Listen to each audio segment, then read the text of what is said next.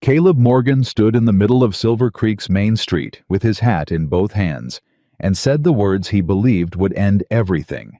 "I have nothing to offer your daughter, sir. No land, no money, no name worth speaking." He expected the door to close. He expected silence or shame. What he got instead broke something open inside his chest that had been locked for 11 years. Because Walter Bennett looked at him for a long moment and smiled, not with pity, but with something that looked almost like relief. If this story already has your heart, subscribe to this channel and drop the name of your city in the comments below. I want to see just how far this story has traveled. The summer of 1885 came to Silver Creek, Wyoming, like a man with a grudge, hot and relentless and unforgiving from the first morning light. The kind of heat that made horses pin their ears and men say things they regretted. The kind that settled into the mountain passes and stayed pressing down on the valley below, like a hand that refused to lift. Caleb Morgan had ridden down from the high timber 2 days before with a week's worth of dust on his coat and a job completed that nobody had asked him to report on. He'd spent 11 days alone above the tree line tracking a cut in the northern fence line that had been bleeding cattle off the Hargrove spread for the better part of a month. He'd found it repaired, it counted what he could count, and ridden back down without ceremony. He didn't stop at the saloon. He didn't look for anyone to tell. He rode to the livery, settled his horse, paid what he owed, and walked to the rooming house on the far end of Meridian Street. The cheap end, the quiet end, and slept for 14 hours. That was how Caleb Morgan operated. He had done it that way for 11 years, since the night everything that mattered to him burned to the ground in a high country fire and left him standing in a field with nothing but the clothes on his back and a grief so large he had no language for it. He had been 24 years old then, young enough that people expected him to rebuild, old enough that he understood what rebuilding actually cost. He had chosen a different path, not a lesser one, just quieter. He worked, he moved, he didn't attach. He told himself that was enough. The morning after he came back down from the high timber, Caleb walked to the general store for coffee and dried beans and found the town of Silver Creek in the particular kind of uproar that only happened when money was involved. 3 men stood on the steps of the land office talking loud enough that the whole street could hear. Caleb recognized 2 of them, Richard Hayes, who owned the largest consolidated spread in the valley, and his foreman, a narrow-shouldered man named Dodd, who had the habit of speaking for his employer before his employer had finished thinking. The third man he didn't know, but he knew the type. City coat, clean boots, the particular stillness of someone who had come a long distance for a reason and wasn't going to be moved off it easily. Caleb bought his coffee and his beans and his tobacco and came back out onto the steps and stood to the side while the men talked because the steps were the only way down and he wasn't in a hurry. The entire northern corridor, Hayes was saying, from Ridgeline Creek all the way to the granite shelf. I want it surveyed and documented before the federal assessor arrives. The man in the city coat said something quiet that Caleb couldn't catch. Hayes said, "The existing claimants are not your concern. I'll handle the existing claimants."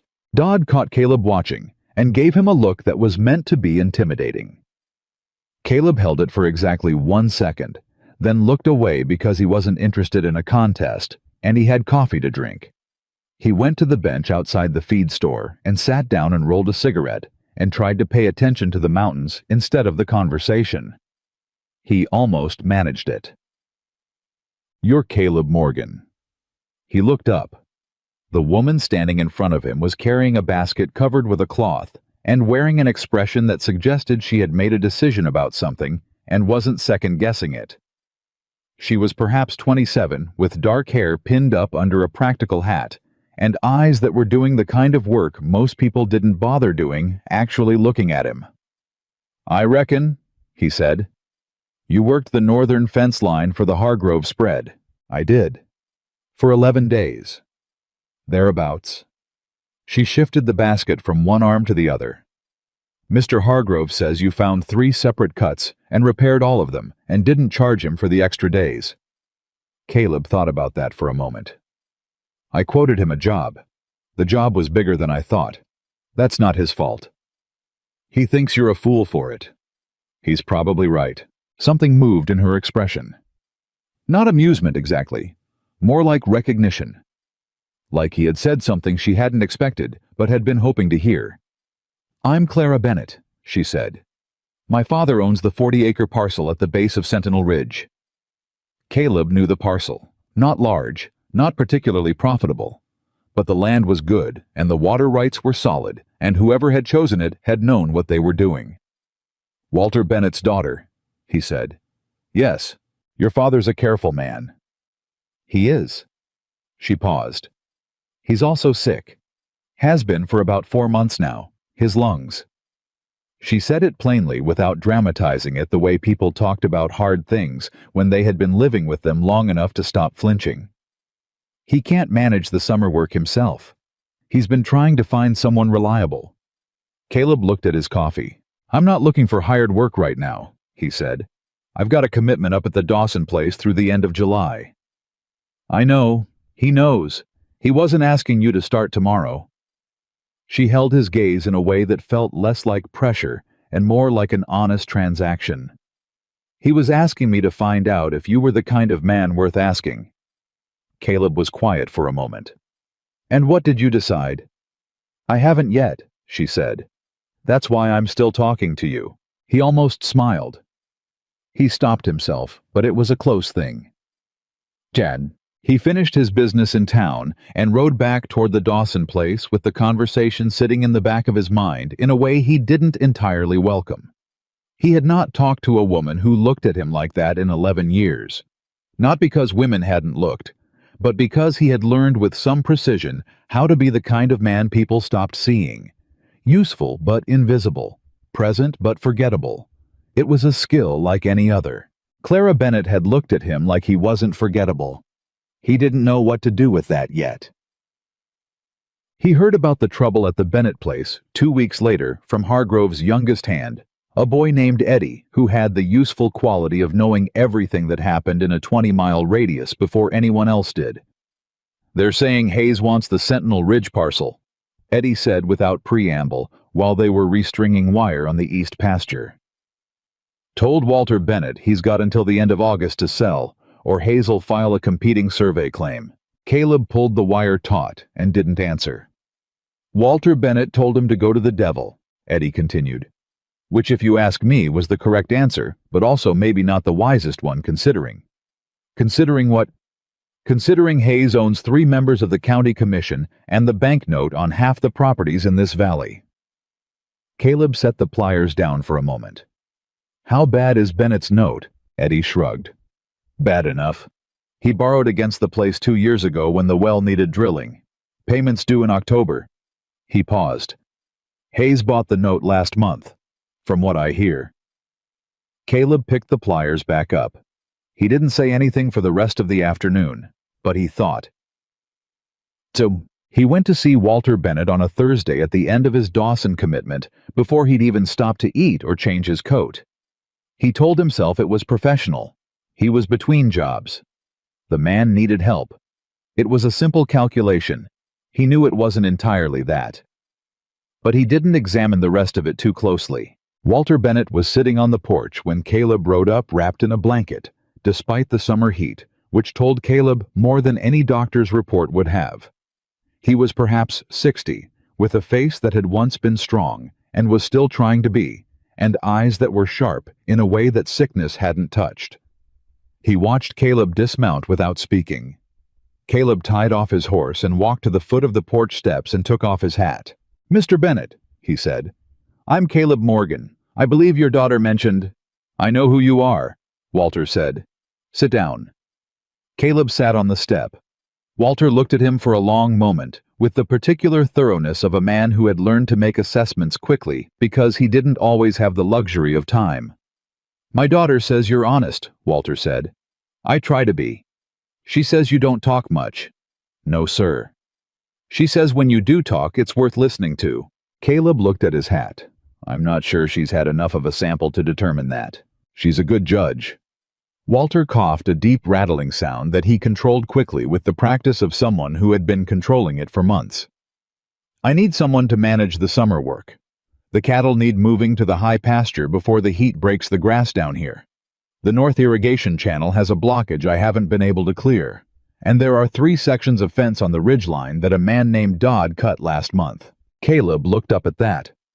Dodd, Hayes's foreman. The same. Walter's voice was even. I have no proof of it that would hold in a court, but I know what I know. Yes, sir. If I hire you for this work, Walter said, you should understand something. Hayes will not make it comfortable for you. He's already driven off 2 men I tried to hire this summer. One of them he bought off. The other one... He paused. The other one had his horse injured in a way that was difficult to prove was deliberate. Caleb was quiet for a moment. What are you paying? He said. Walter named a number. It was fair. Not generous, but fair. And Caleb understood the difference between a man who was offering what he could and a man who was offering what he thought he could get away with. All right, Caleb said. Walter looked at him steadily. You're not going to ask me about Hayes, about what you'd be getting into. You already told me what I'd be getting into. Most men would want more information. Most men would use the information to negotiate a better price, Caleb said. I'm not that kind of man. Walter was quiet for a moment. And then he did something Caleb didn't expect. He smiled. Not the way people smiled when they were pleased with themselves, but the way they smiled when something confirmed a thing they had been hoping was true. No, he said. I don't reckon you are. Doe. The first week of work on the Bennett place was hard and hot, and exactly the kind of labor Caleb understood in his bones. He moved the cattle to the high pasture in 3 days, working from before first light until the heat made the animals too restless to manage, then resting through the worst of the afternoon and picking up again toward evening. He found the blockage in the north irrigation channel, a deliberate one, stones packed in with enough care that it didn't look accidental to anyone who knew what they were looking at, and cleared it in a day. The fence line was more complicated. The 3 sections Dodd had cut were on the ridge, which meant reaching them required a 2-hour ride up switchback trails that were barely wide enough for a horse. Caleb made the ride twice before he understood the pattern of the cuts, not random, but placed precisely to push the Bennett cattle toward Hayes's property line, where they would be legally indistinguishable from Hayes's own stock without a brand inspection. It was elegant in a vicious way. Caleb had to respect the thinking, even while he despised it. He repaired the sections and reinforced them with extra posts, which took 3 days and cost him a gash on his left palm from a wire end that caught him when his concentration slipped. He wrapped it with his bandana and kept working. He didn't mention any of this to Walter. The man had enough to carry. But he mentioned it to Clara.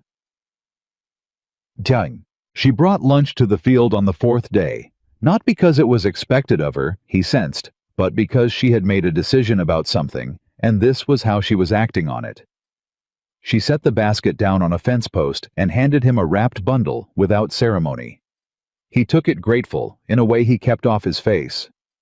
How's the ridgeline? She asked. Fixed. He unwrapped the bundle. Biscuits, cold beef, and apple. He hadn't eaten properly since Tuesday. Reinforced. It won't happen again easily. But it'll happen. Probably.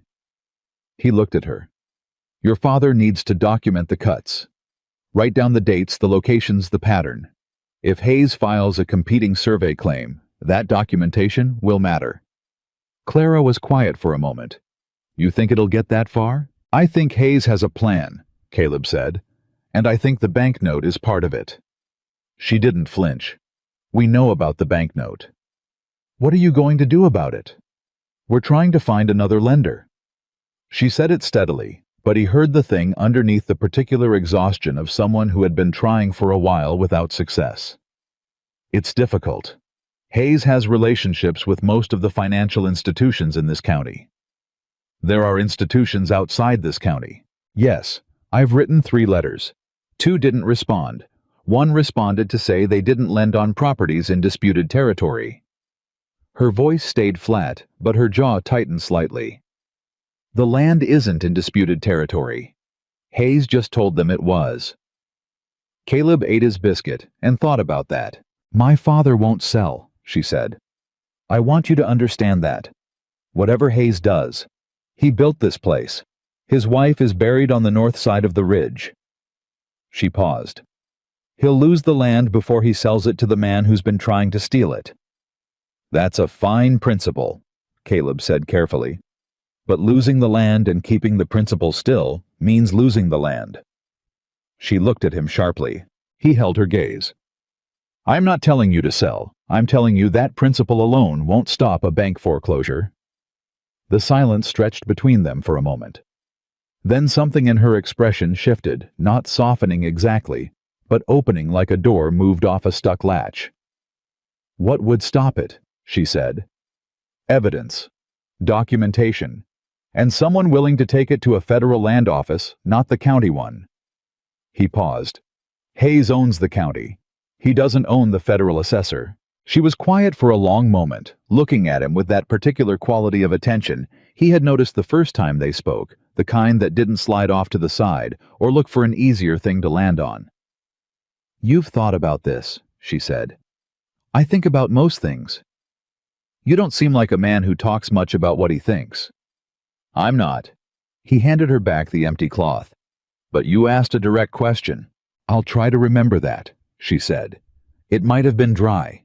It might have been something else. He wasn't sure. She picked up the basket and walked back toward the house, and he watched her go for exactly 1 second before he turned back to the fence line. The trouble came on a Friday afternoon when the heat was at its worst, and Caleb was working alone near the south gate. He heard the horses before he saw them. 2 riders coming down the ridge trail at a pace that was deliberately unhurried, the way men moved when they wanted you to understand they weren't in a rush because you were not a concern. Dodd was in front.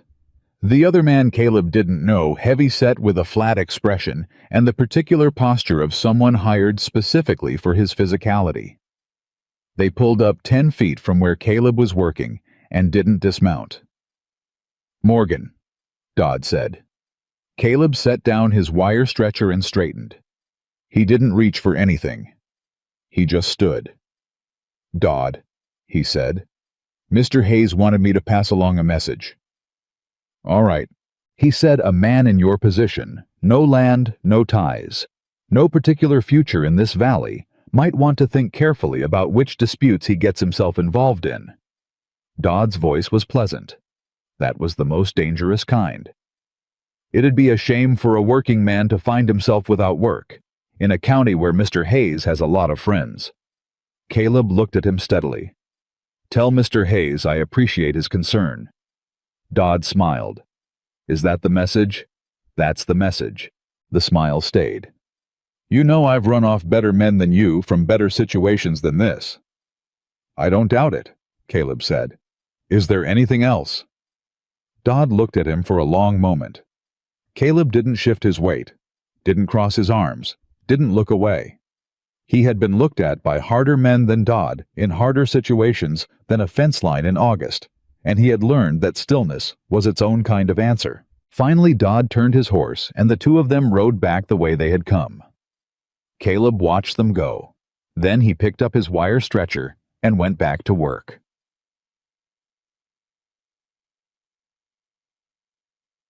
He didn't tell Walter about Dodd's visit. But that evening, when he came back to the barn to settle his horse, Clara was waiting in the yard with a lantern and an expression that said she already knew. Eddie Hargrove saw them on the Ridge Road, she said. Eddie Hargrove sees everything. Are you going to leave? He considered the question seriously because she had asked it seriously. No. Why not? He thought about that. The honest answer was complicated something about the north fence line and the documents he'd been building in his head, and the particular stubbornness that had kept him alive through 11 years of moving from one high country job to the next. Something about the fact that the wrong people winning had always bothered him more than it was strictly useful. Something if he was being fully honest with himself about the way Clara Bennett had handed him lunch without ceremony and asked direct questions and not looked away. But he didn't say most of that. He said, because the work isn't finished. She looked at him for a long moment in the lantern light, and then she nodded once with the particular decisiveness of a woman who had made a judgment and wasn't going to revisit it. All right, she said. Then I'll show you what I've found. Want a tour? What she'd found was in a box under her father's desk. Letters, survey notes, copies of land filings receipts. She had been collecting them for 3 months quietly, without telling her father how far along she was, because she didn't want to give him hope she couldn't back up. Caleb sat at the kitchen table and went through them while she sat across from him with her hands folded and watched him read. The pattern was clear to him within 20 minutes.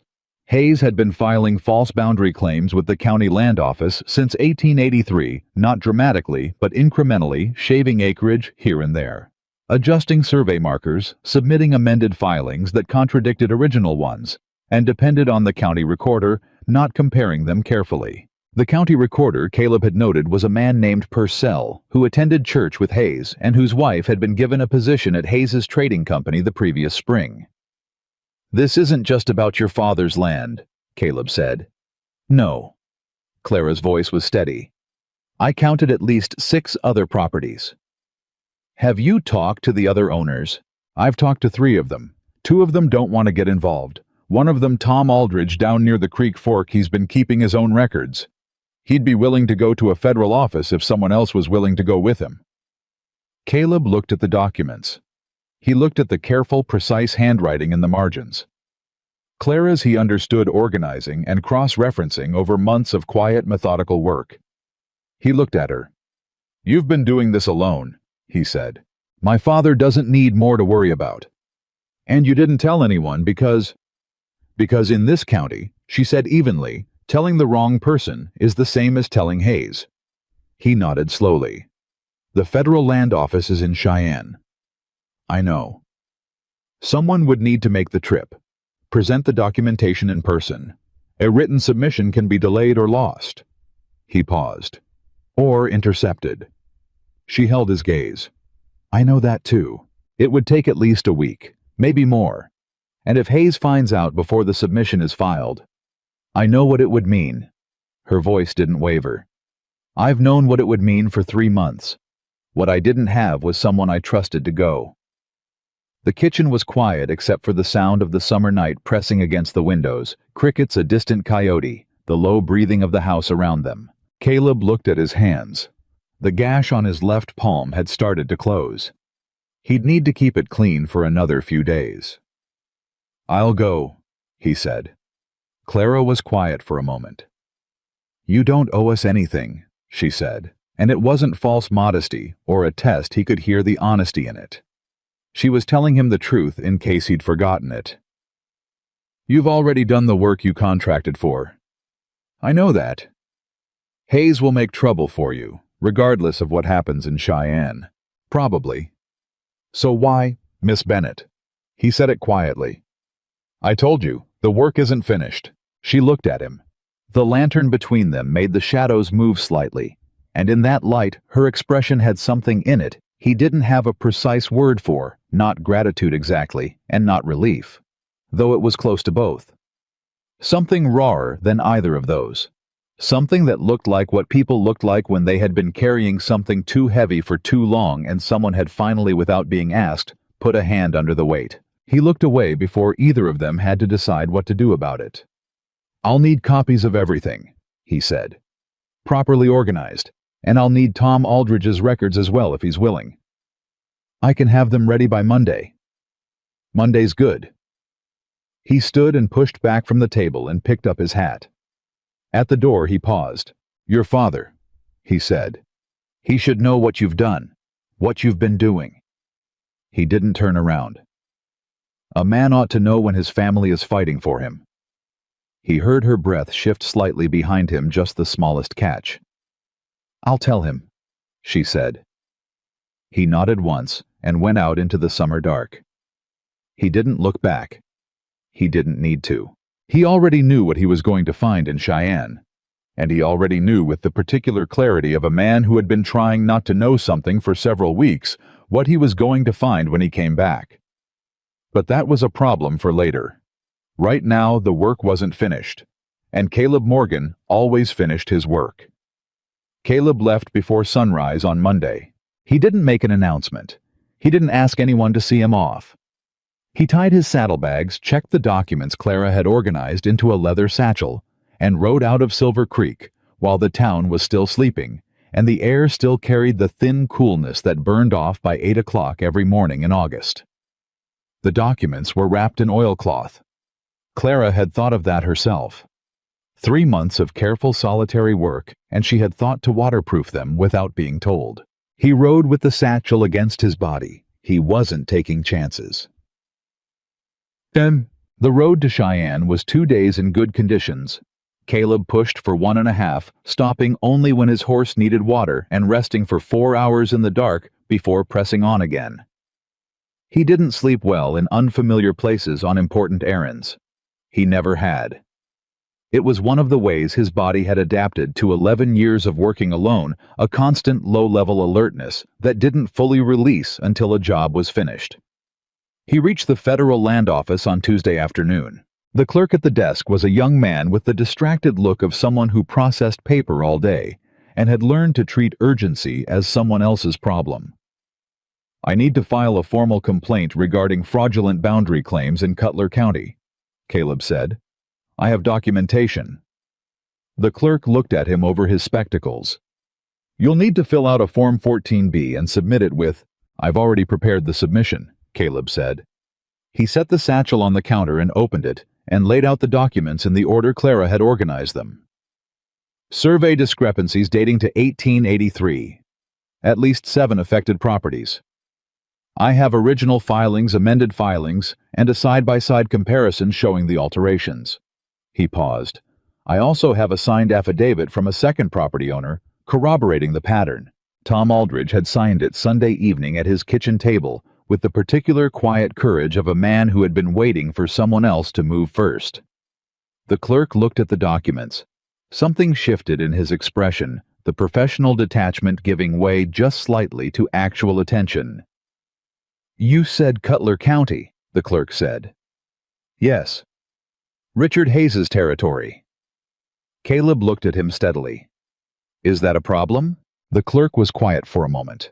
Then he picked up the first document and began to read it with considerably more focus than he had given anything else that afternoon. "Wait here," he said. He was in Cheyenne for 3 days. The federal assessor, a compact, careful man named Birch, who had the precise manner of someone who had seen enough falsified paperwork to be permanently skeptical of everything read through the entire submission twice. He asked Caleb questions. He asked them again in different orders the way experienced men tested consistency. He sent a wire to the county land office in Silver Creek, requesting the original filings, which Caleb noted he did, without explaining why, which meant he didn't want the county recorder to have time to prepare. On the 3rd morning, Birch called Caleb back into his office.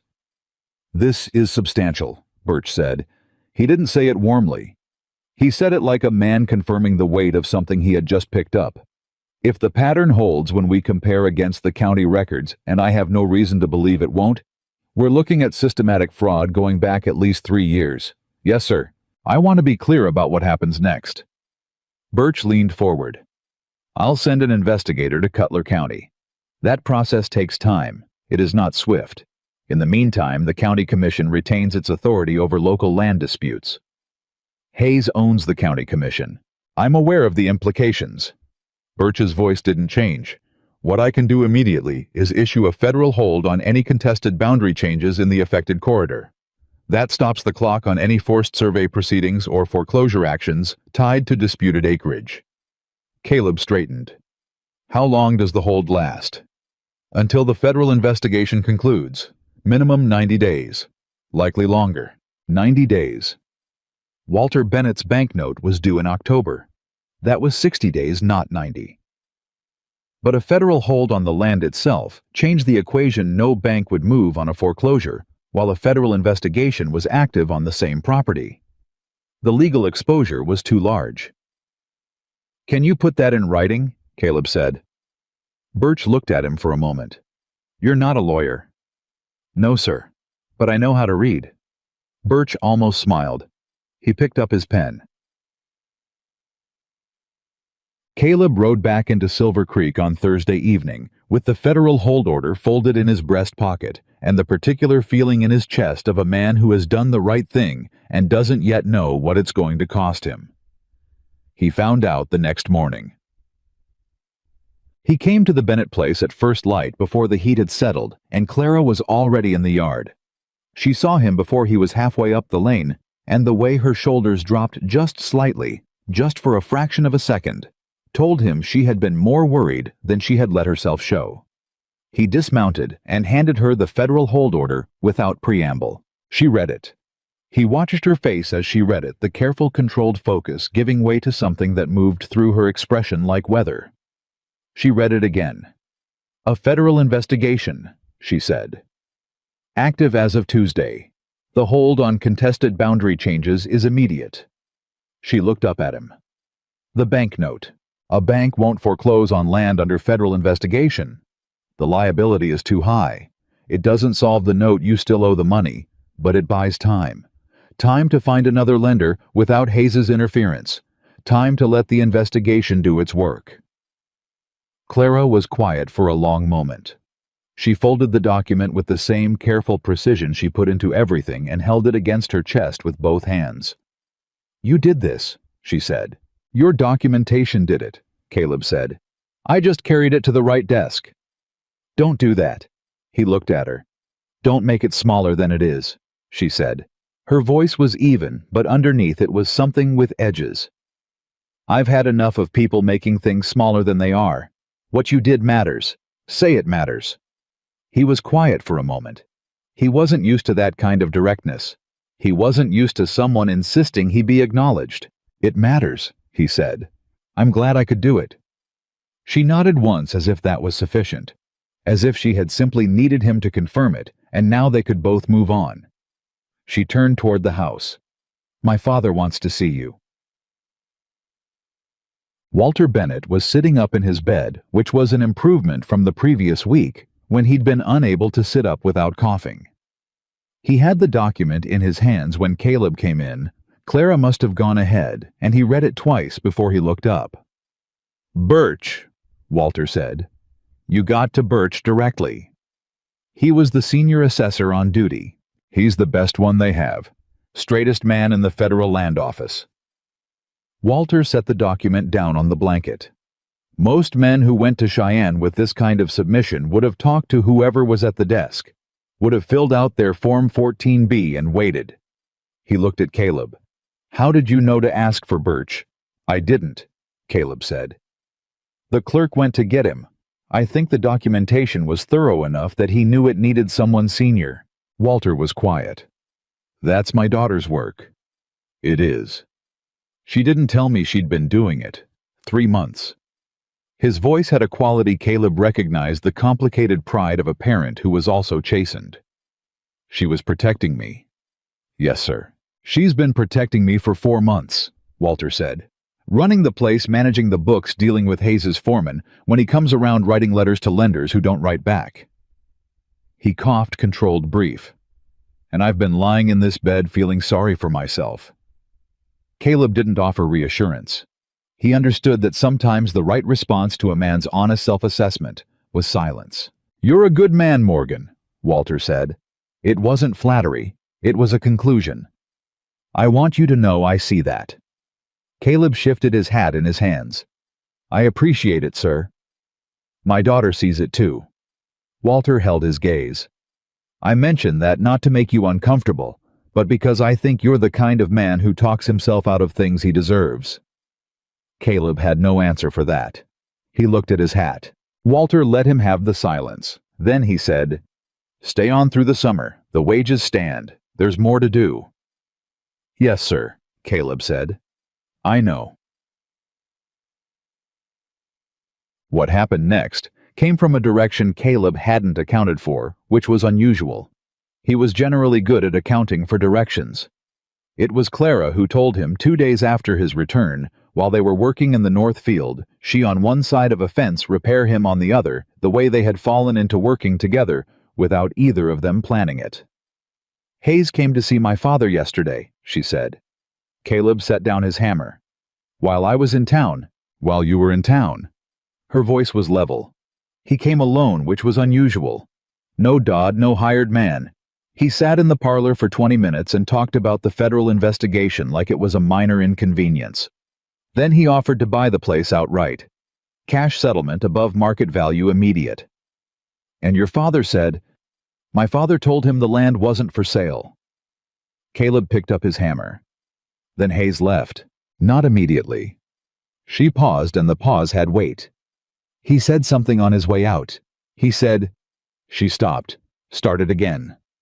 He said he admired my father's loyalty to a man who wouldn't be around long enough to matter. The hammer came down harder than he intended on the fence post. He turned to look at her. He was talking about me. Yes? Clara held his gaze. He said your name, Caleb. He said that men without roots tend to move on when things get difficult, and that my father shouldn't make permanent decisions based on temporary loyalties. Caleb was quiet. He was trying to rattle my father, he said finally. He succeeded. Her voice was careful but honest. Not about selling. My father won't sell. But he was rattled. He asked me this morning whether I knew how long you were planning to stay. Caleb looked at the fence post. Then he looked at Clara. She was watching him with the same quality of attention she always had. Not demanding, not pressuring, just fully present and completely honest. What did you tell him? Caleb said. I told him I didn't know. She paused. Because I don't. The summer air sat between them thick and warm. A hawk circled somewhere above the ridge, riding a thermal lazily patient. I haven't decided to leave, Caleb said. That's different from deciding to stay. He looked at her directly. I know that. She nodded slowly. She picked up her end of the wire. He picked up his. They kept working. But the conversation didn't leave him. It settled into the back of his mind and stayed there the way important things did, not loud, but permanent. The next blow came from the bank. Not from Hayes directly. That wasn't how he operated. Caleb was beginning to understand. Hayes didn't move in straight lines. He moved in angles, applying pressure at points that were difficult to trace back to him. The bank sent a letter. A routine communication, it said, regarding the terms of the Bennett property loan. Due to concerns about the property's involvement in an ongoing federal investigation, the bank was exercising its right to request an accelerated review of the loan's collateral status. Caleb read the letter at the kitchen table, standing up, while Clara stood across from him with her arms folded, and Walter sat nearby with the particular stillness of a man managing his reaction. Accelerated review, Caleb said. That's not a foreclosure. Not yet, Clara said. It's designed to look like a precursor to one, to frighten you into a decision before the federal investigation completes. He set the letter down. The investigation holds protect the land from contested boundary changes. They don't directly protect a private loan instrument. So Hayes found the gap, Walter said. He found the gap. Caleb was quiet for a moment, turning it over. Who is the bank? Territorial Savings, Clara said. In Laramie. Not in Silver Creek. No, my father didn't trust the local bank. 2 years ago, the local bank was already in Hayes's pocket, Caleb finished. Yes, he straightened up. Then there are people at Territorial Savings who are not in Hayes's pocket. There has to be, or Hayes wouldn't need to work this indirectly. He'd just call in the note outright. He picked up the letter again. He's leaning on someone in their loan department, but the bank's leadership may not know what's being done in their name. Clara looked at him. You think we should go to Laramie? I think someone should go to Laramie, he said. With the federal hold documentation and the full submission history and a very clear explanation of how this loan request fits into a pattern of coordinated pressure from an individual currently under federal investigation for land fraud. Walter and Clara looked at each other. I can't make the trip, Walter said. The fact was plain, and he stated it plainly. I'll go, Clara said. You shouldn't go alone, Caleb said. Then come with me. The simplicity of it landed between them. Not an invitation with layers. Not a question with subtext. Just a direct statement from a woman who had learned that the most efficient thing was almost always the most honest thing. "All right," Caleb said. They left for Laramie the following morning. Dodd saw them ride out. Caleb knew because he saw Dodd see them. The foreman was on the ridge road watching the Bennett place with the patience of a man who had been stationed there deliberately, and his eyes tracked them as they rode onto the main road and turned south. "He'll report to Hayes within the hour," Caleb said. "I know." Clara rode easily with the competence of someone raised to it. "Does that change anything?" "No, but it means Hayes will know before we get to Laramie, which means he'll try to get there first." He paused. "Do you know anyone at Territorial Savings? Anyone at all?" "My father did business with a man named Alcott there, before he got sick. He said he was honest." "Alcott's still there?" "I don't know." "Then Alcott is who we ask for," Caleb said. "If he's there, we're in better shape than we think. If he's not, we go to whoever is above the loan department, and we tell the story from the beginning." Clara was quiet for a moment. Then she said, "You're very calm about all of this." "I'm not particularly calm," he said. "I just think better when I keep my voice level." She glanced at him. "Is that something you learned?" "The hard way," he said. "Most things I know I learned the hard way." She looked back at the road ahead. "What was the hardest?" He didn't answer immediately. The road stretched out before them straight and dry, the summer heat already building at mid-morning. "Figuring out that surviving something isn't the same as being finished with it," he said. Clara was quiet for a moment. "How long did that take you?" 11 years, he said. "I'm not entirely sure I'm done." She didn't push further.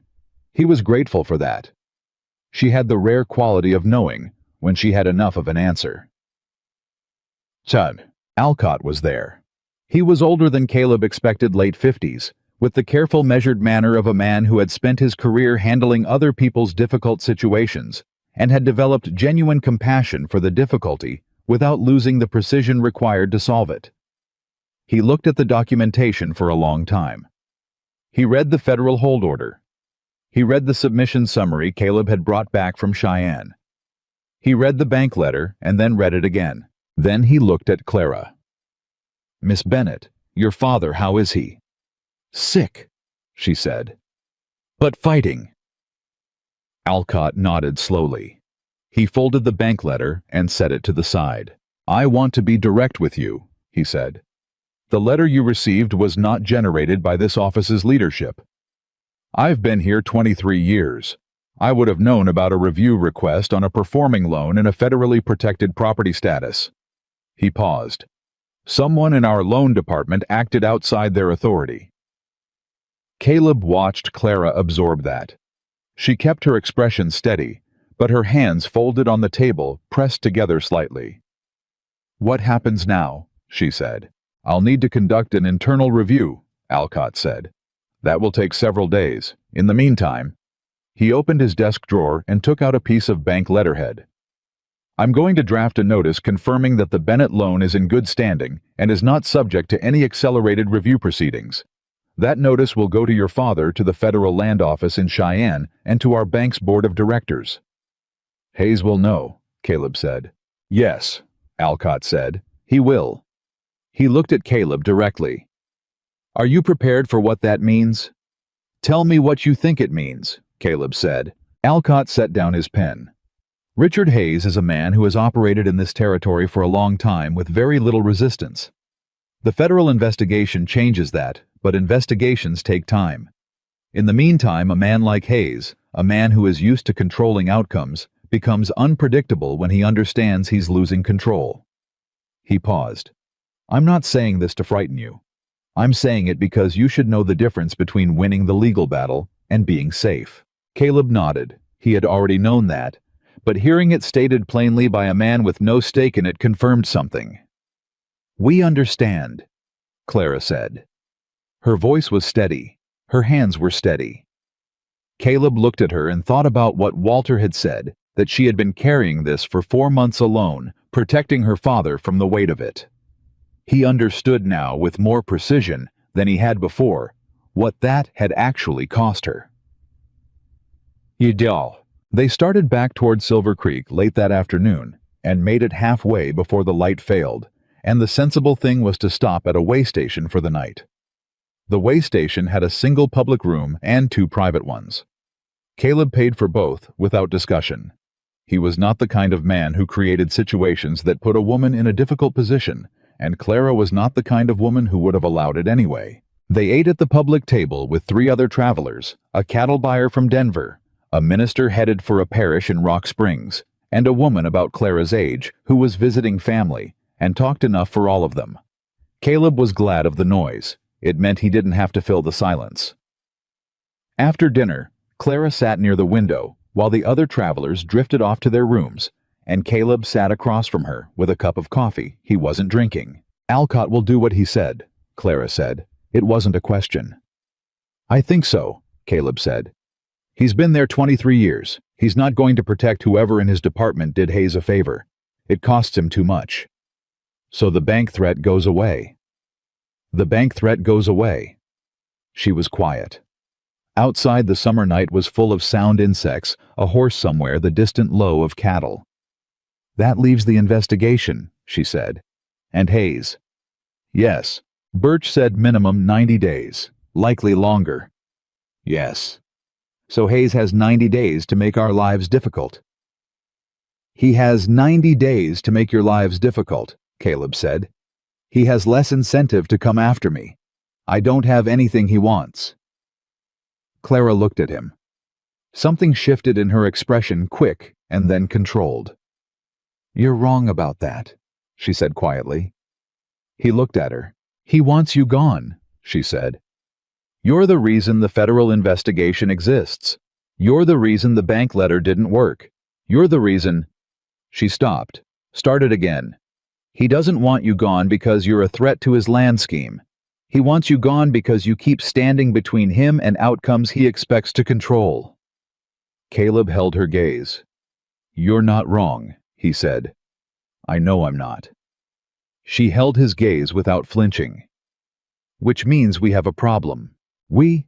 he said. He said it quietly, not pointedly, just noting it. She didn't look away. "Yes, we." The word sat between them with a particular weight that neither of them addressed directly. Caleb looked at his coffee. Clara looked at her hands. The cattle buyer from Denver snored softly in the corner. "Go to sleep, Miss Bennett," Caleb said finally. "Tomorrow's a long ride." "It's Clara," she said. She stood up from the table. She didn't make a production of it.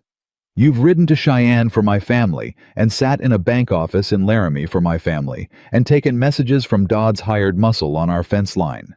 I think that earns a first name." He looked up at her. "Good night, Clara," he said. She nodded once, went to her room without looking back. He sat with his cold coffee for another 10 minutes, listening to the summer night, and the snoring cattle buyer, and the particular quiet of a man who is starting to understand that the careful, invisible life he has been living for 11 years is no longer quite as available to him as it used to be. He wasn't sure how he felt about that. That was a lie. He knew exactly how he felt about it. He just hadn't decided yet what to do with that knowledge.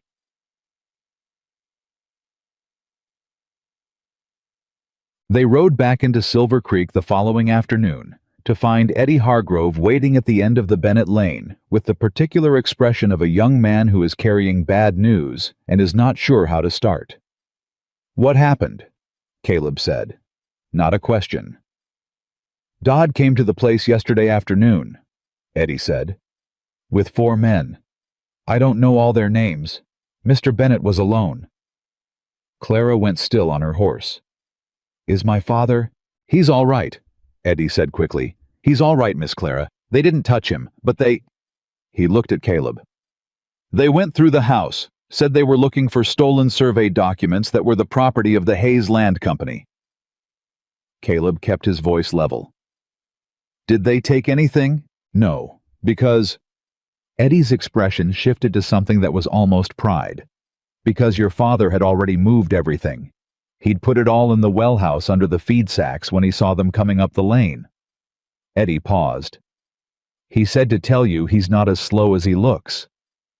Clara made a sound that was not quite a laugh and not quite a cry. She dismounted before the horse had fully stopped and walked toward the house at a pace that was just below a run. Caleb dismounted more slowly. He stood with his horse's reins in his hand and looked at the house and thought about Walter Bennett sick and alone watching 4 of Hayes's men ride up his lane and quietly, deliberately moving the documents that could save his land before they arrived. "Eddie," he said. "Yeah." "Tell me who the 4 men were, everyone you recognized." Eddie told him. Caleb listened. He didn't reach for anything. He just stood very still the way he had stood on the fence line when Dodd had come to threaten him, and let the information settle into the place in his mind where he kept things that mattered. "All right," he said. "Thank you." He tied his horse to the post and walked into the house to find Walter Bennett sitting in his chair with his spine straight and his chin level, holding a cup of tea Clara had just put in his hands. Walter looked at him when he walked in. "They didn't find anything," Walter said. "I know. I want you to understand something." Walter set the cup down. His hands were steady. "I am not a well man. I am aware of that. I cannot always do what needs to be done." He paused. "But I am not finished. Not yet. And I will not let Richard Hayes decide when I'm finished." "No, sir," Caleb said. "I don't believe you will." Walter looked at him for a long moment. Then he looked at Clara, who was standing near the window with her arms crossed and a look on her face that Caleb had not seen before, something furious and frightened and fiercely quietly proud. Then Walter looked back at Caleb. "He came here," Walter said, "because he wants you to know he can." "I know. What are you going to do about it?" Caleb was quiet for a moment. He turned his hat in his hands once. Then he set it on the table. "I'm going to finish the work," he said. The summer pressed against the windows. The afternoon light held. And somewhere on the ridge above Silver Creek, Caleb Morgan was fairly certain Dodd was watching. Let him watch. The letter from Birch arrived on a Tuesday, 8 days after they returned from Laramie. Caleb was at the north fence when Eddie rode up with it, holding it out like it was something that might bite. Caleb wiped his hands on his trousers and took it and read it standing up the way he read everything that mattered. Birch's language was measured precise, the language of a federal official who chose every word like he was building something load-bearing. But the meaning was plain enough. The investigation had uncovered 3 additional fraudulent survey filings beyond what Clara's documentation had identified. The federal hold was being extended. And this was the part that made Caleb read the sentence twice. A formal subpoena had been issued for Richard Hayes to appear before a federal land tribunal in Cheyenne within 30 days. 30 days. Caleb folded the letter and put it in his breast pocket and stood there for a moment with his hand flat against his chest, feeling the paper under his shirt. 30 days was not very long, but it was long enough for a man who understood he was losing to do considerable damage on his way down. He rode to the house faster than he normally rode anywhere.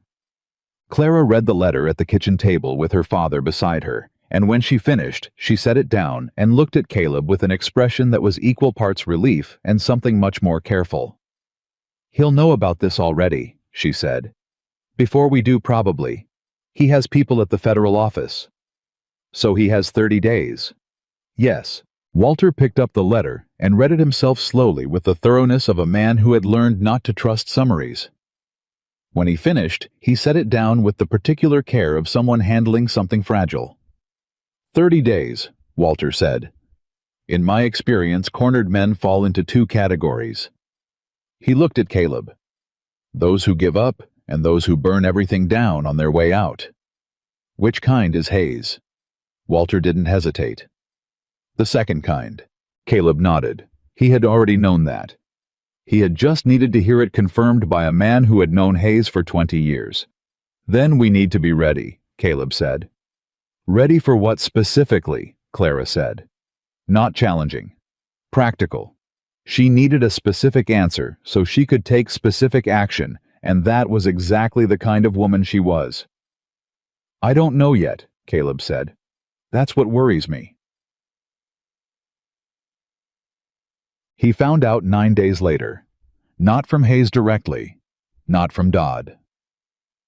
From the most unexpected source in Silver Creek, a woman named Margaret Purcell, the county recorder's wife, who appeared at the Bennett gate on a Wednesday morning while Caleb was repairing the south pasture post, and asked to speak with someone who could listen without talking to her husband about it afterward. Clara brought her inside. Caleb came in from the field because Clara sent Eddie to get him, and Eddie's face said it was the kind of thing that warranted interrupting work.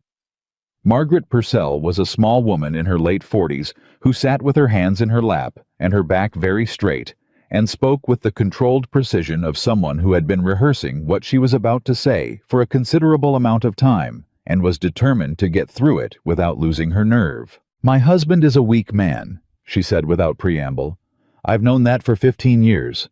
Weak men look for strong ones to attach themselves to, and he attached himself to Richard Hayes because Hayes made him feel important and useful." She paused. "I didn't interfere because I told myself it wasn't my business. I'm here today because it has become my business."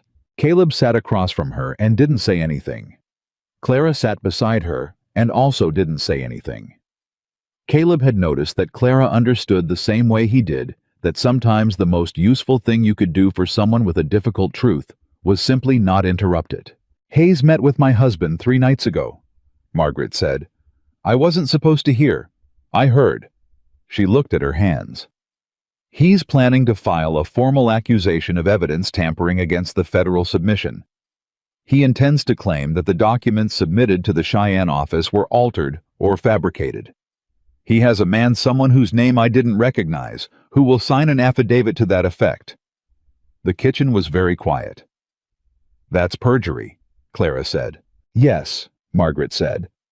"It won't stop the investigation permanently, but it will create enough legal confusion to delay the tribunal. And if Hayes can delay long enough—" She stopped. "Long enough for what?" Caleb said. Margaret looked at him directly. "He has another plan, for the Bennett land specifically." She folded her hands tighter. "He's going to file a physical obstruction claim. He's going to say that the north fence line, the one you repaired, was built on his property. He has a surveyor, a private one who will certify whatever measurements Hayes pays him to certify." Caleb was quiet for a moment. "A physical obstruction claim," he said, "filed with the county recorder's office." "Yes, your husband's office." Margaret looked at him with an expression that had self-condemnation in it and something harder than self-condemnation underneath it. "Yes, and your husband will process it. He was going to." She lifted her chin slightly. "I am here because I have decided that there are things I will not live with. My husband enabling perjury and property theft is one of them. Whether he agrees with me about that is—" Her voice stayed even. "His problem to work through after the fact." Caleb looked at her for a long moment. He thought about what it had taken for her to come here. What it would cost her when Hayes found out, and Hayes would find out, because Hayes always found out. "Mrs. Purcell," he said, "will you put what you heard in writing, a signed statement witnessed by 2 people describing the conversation?" She had clearly anticipated this. She didn't hesitate. "Yes. And will you allow us to transmit that statement to the federal land office in Cheyenne, with a copy to the county sheriff's office in Laramie, before your husband has an opportunity to file the obstruction claim?" "That is exactly why I came today instead of tomorrow," she said. Caleb looked at Clara. Clara was already at the desk, pulling out paper.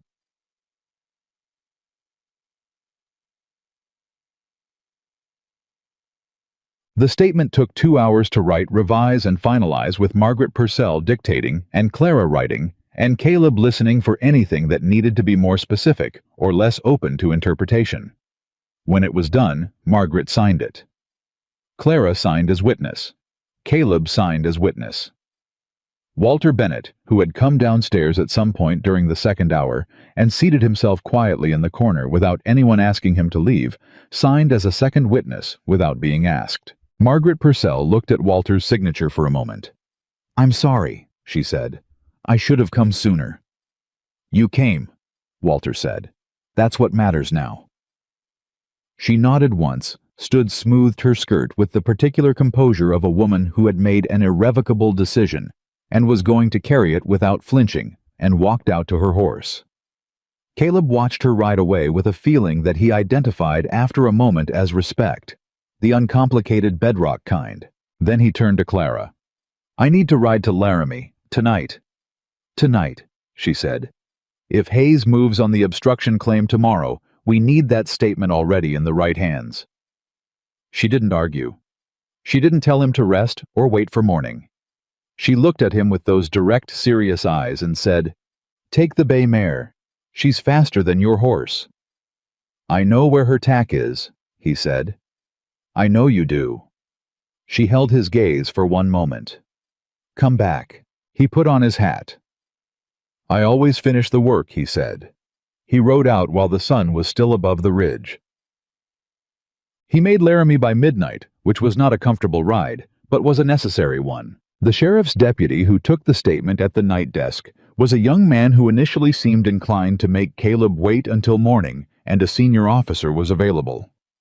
Caleb explained with some precision that the document he was delivering related to an active federal land fraud investigation involving a 30-day subpoena and a planned perjury filing, and that morning might be convenient for the deputy, but was going to be considerably less convenient for the integrity of the legal process. The deputy went and got the sheriff. The sheriff read the statement carefully. He was a thick-built man named Garrity, who had the unhurried manner of someone who had dealt with enough false urgency that he had learned to take his time, even when things actually were urgent. He read it twice. "Margaret Purcell," he said. "Yes, sir." "Her husband is the county recorder in Silver Creek." "Yes, sir." Garrity set the statement down. "You understand that filing a fraudulent affidavit with the Federal Land Office is a federal offense?" "I do." "And filing a falsified survey claim with the county recorder using a paid surveyor. Fraud, multiple counts." Garrity looked at him. "You're not a lawyer." "No. I'm a working man who has spent the last month watching someone try to steal a sick man's land, and I would like it to stop." Something shifted in Garrity's expression. The professional caution didn't leave, but something behind it acknowledged that the man sitting across from him was not making this up. "I'll wire Cheyenne first thing in the morning," Garrity said. "Wire them tonight," Caleb said. Garrity looked at him for a long moment. He got up and sent the wire himself. Caleb started back before dawn and rode hard enough that he was back at the Bennett place by early afternoon. He was tired in the deep muscle way that didn't respond to coffee, and his back hurt from the saddle, and the gash on his palm had reopened somewhere near the second hour of the return ride. He didn't mention any of that. Clara was in the yard when he rode up the same way she had been in the yard when he came back from Cheyenne. He was beginning to understand that this was not coincidence. She was watching for him. She had been watching for him. He dismounted. She came to take the mare's reins without being asked. "The statement is with the sheriff in Laramie," he said. "Garrity, he wired Cheyenne last night." "Last night?" She looked at him. "You rode straight through." The timing mattered. She looked at his hand. At the blood on the bandana he'd rewrapped around his palm somewhere east of Laramie. "Come inside," she said. "The horse needs—" "Eddie will take the horse." She said it with a finality that was not unkind. "Come inside." Nid. She cleaned the gash at the kitchen table with the efficient, unsentimental thoroughness of someone who had grown up on a working ranch and knew what wounds looked like and what they needed. She didn't make a production of it. She didn't tell him he should have been more careful. She just cleaned it, assessed it, and wrapped it properly. Her hands were steady. She worked close to him, close enough that he could have said something or moved, and chose to do neither. "Dodd was here this morning," she said while she worked. "With 2 men. They didn't come to the house. They stopped at the gate and looked at the property for about 20 minutes and then left." "Measuring," Caleb said. "That's what I thought. If Hayes's surveyor has already been here." "He hasn't," Clara said. "Not officially, but Dodd has eyes and a reasonable ability to estimate distances." She tied off the bandage with a neat, firm knot. "Which means Hayes is preparing to move on the obstruction claim soon. Possibly today." Caleb thought about that. Garrity's wire will have reached Cheyenne by now, he said. Birch will have it. Any fraudulent filing Hayes makes at the county level will be flagged immediately at the federal level. That doesn't stop Hayes from filing. No, but it means the filing goes nowhere, and Hayes knows it goes nowhere. He looked at his bandaged hand. He might file anyway, to create confusion, to make your father spend money on legal defense he doesn't have. Clara was quiet. He wants to exhaust us, she said. Yes. She sat down across from him. She had been standing and working for the last 10 minutes, and the sitting was deliberate a decision to stop moving and say the thing she had been holding while her hands were busy. Caleb, she said, how much longer can this go on? He looked at her. She wasn't asking out of weakness. She was asking because she needed an honest assessment, and she had learned over the last month that he would give her one. 21 days until the tribunal, he said. That's how much longer this has to go on. And in 21 days, Hayes appears before the federal tribunal and answers for 3 years of documented fraud. The investigation findings are entered into the federal record. The contested boundary claims are vacated. He paused. His ability to operate in this territory the way he has been operating ends. She held his gaze. You believe that? I do. Even knowing he'll fight every step of the way, especially knowing that, Caleb said, a man who fights this hard to avoid something is a man who understands what he's actually facing. Clara looked at her hands for a moment. Then she looked back at him. What aren't you telling me? She said. He had underestimated her from the beginning, in this specific way, her ability to hear the thing underneath the thing. Hayes filed a personal complaint with the federal office yesterday, Caleb said. Not about the land, about me. Her expression didn't change, but her hands stilled. What kind of complaint? Claiming that I coerced Margaret Purcell into making a false statement, that I fabricated her account of the conversation. He said it evenly the way he said most difficult things. He's trying to discredit the statement before it can be used. By attacking you personally. By attacking me personally. Clara was very quiet for a moment. Outside, the summer afternoon pushed against the walls of the house, relentless and indifferent. What happens to you, she said carefully, if they take the complaint seriously? Birch won't take it seriously, Caleb said. He's a careful man. He'll look at the timeline the statement was filed before Hayes filed his complaint, which means I didn't fabricate it in response to anything Hayes did. He'll look at the other witnesses. He'll look at the full record. But it creates paperwork. And paperwork takes time. And Hayes understands that. He paused. It's not about whether I'm actually charged with anything. It's about creating enough noise that the main investigation gets cluttered. Clara stood up. She moved to the window.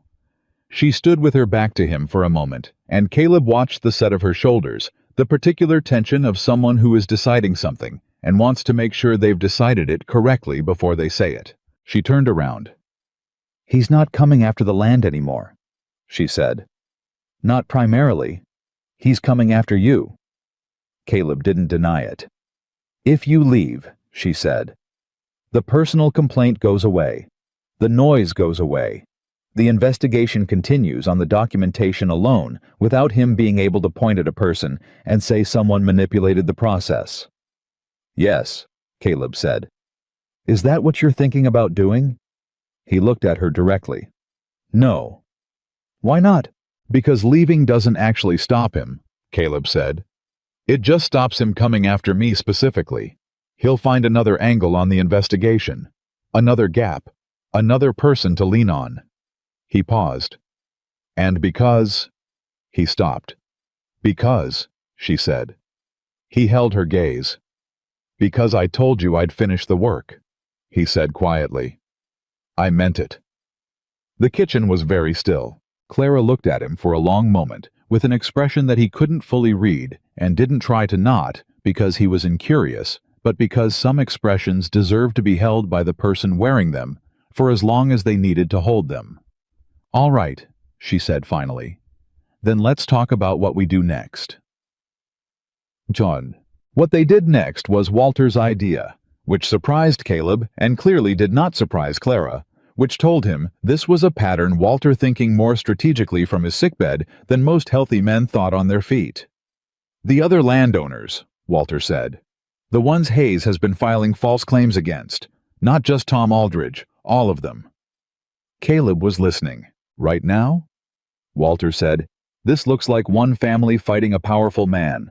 One federal investigation with one primary complainant." He paused to manage a cough. "What it needs to look like is a community. 6 families, 7. All of them standing in the same direction." "Some of them don't want to get involved," Clara said.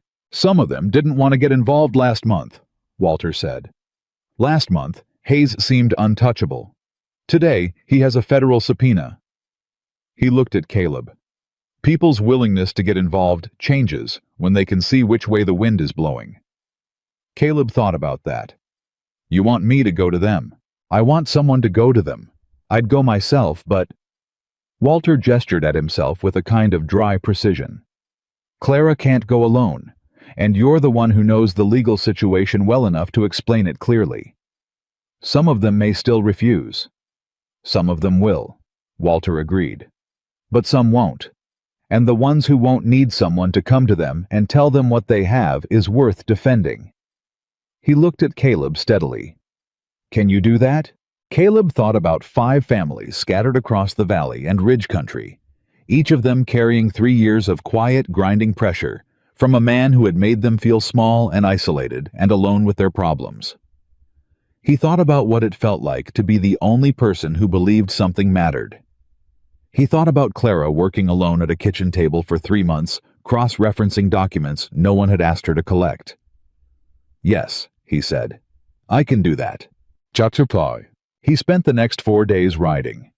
Not hard the way he'd ridden to Laramie, purposeful, steady, the kind of riding that covered ground without burning out the horse or the rider. He went to each of the affected properties in turn with the federal documentation and a clear, plain account of where the investigation stood and what the tribunal would mean. The first 2 families listened and said they'd think about it. He understood that. He'd given them a lot to consider, and they hadn't had time to sit with it. The third family, a couple named Briggs, who ran a small cattle operation on the eastern slope, said yes before he was halfway through the explanation. The wife had been keeping her own records different from Clara's but corroborating them, and she was visibly relieved to learn she was not alone in what she'd noticed. "I thought I was imagining it," Mrs. Briggs said. "I thought maybe I was too angry to see it right." "You weren't imagining it," Caleb said. "And you weren't too angry." She looked at him with an expression that reminded him with unexpected sharpness of the way Clara had looked when he'd told her the documents mattered. Like confirmation of something they had been afraid to believe. The 4th family refused. He accepted that. You couldn't force courage into people, and it wasn't useful to try. The 5th family, an older man named Horace Gentry, who had been in the valley longer than Hayes, and had a memory for details that was extraordinary, said yes, and then spent 2 hours giving Caleb additional information about early survey filings that added a dimension to the fraud pattern that Birch didn't have yet. Caleb wrote down everything Gentry said. All of it. He sent a wire to Cheyenne from the way station outside of town. Birch wired back within the day. 2 words. Keep going. He came back to the Bennett place on a Friday evening to find Clara in the yard, with a look that he recognized by now, the one that meant something had happened while he was away, and she had been managing it alone, and was relieved to not be alone with it anymore. "Hayes filed the obstruction claim," she said.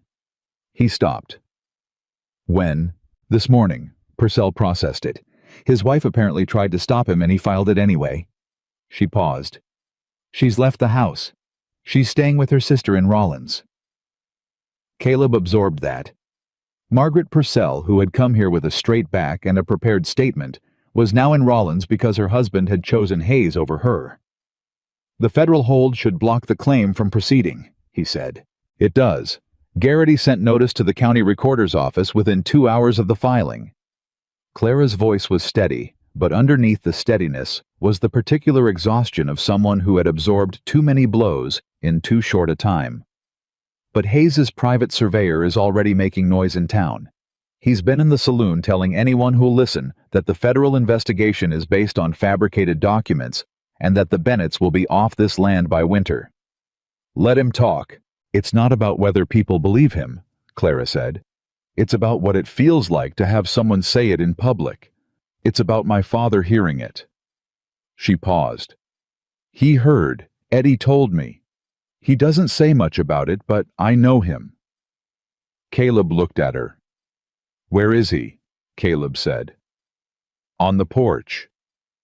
He walked past her toward the porch, and she didn't follow, which he understood was intentional. She understood there were conversations that went differently without an audience. Walter was sitting in his chair with his blanket and his cup, and his eyes were open and fixed on the ridgeline above the property with the particular quality of a man looking at something he has looked at his whole life and is currently forcing himself to believe he will keep looking at it.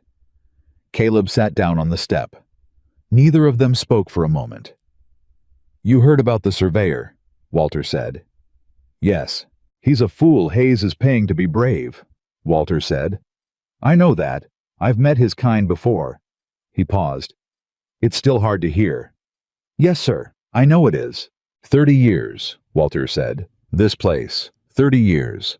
He didn't say it with self-pity.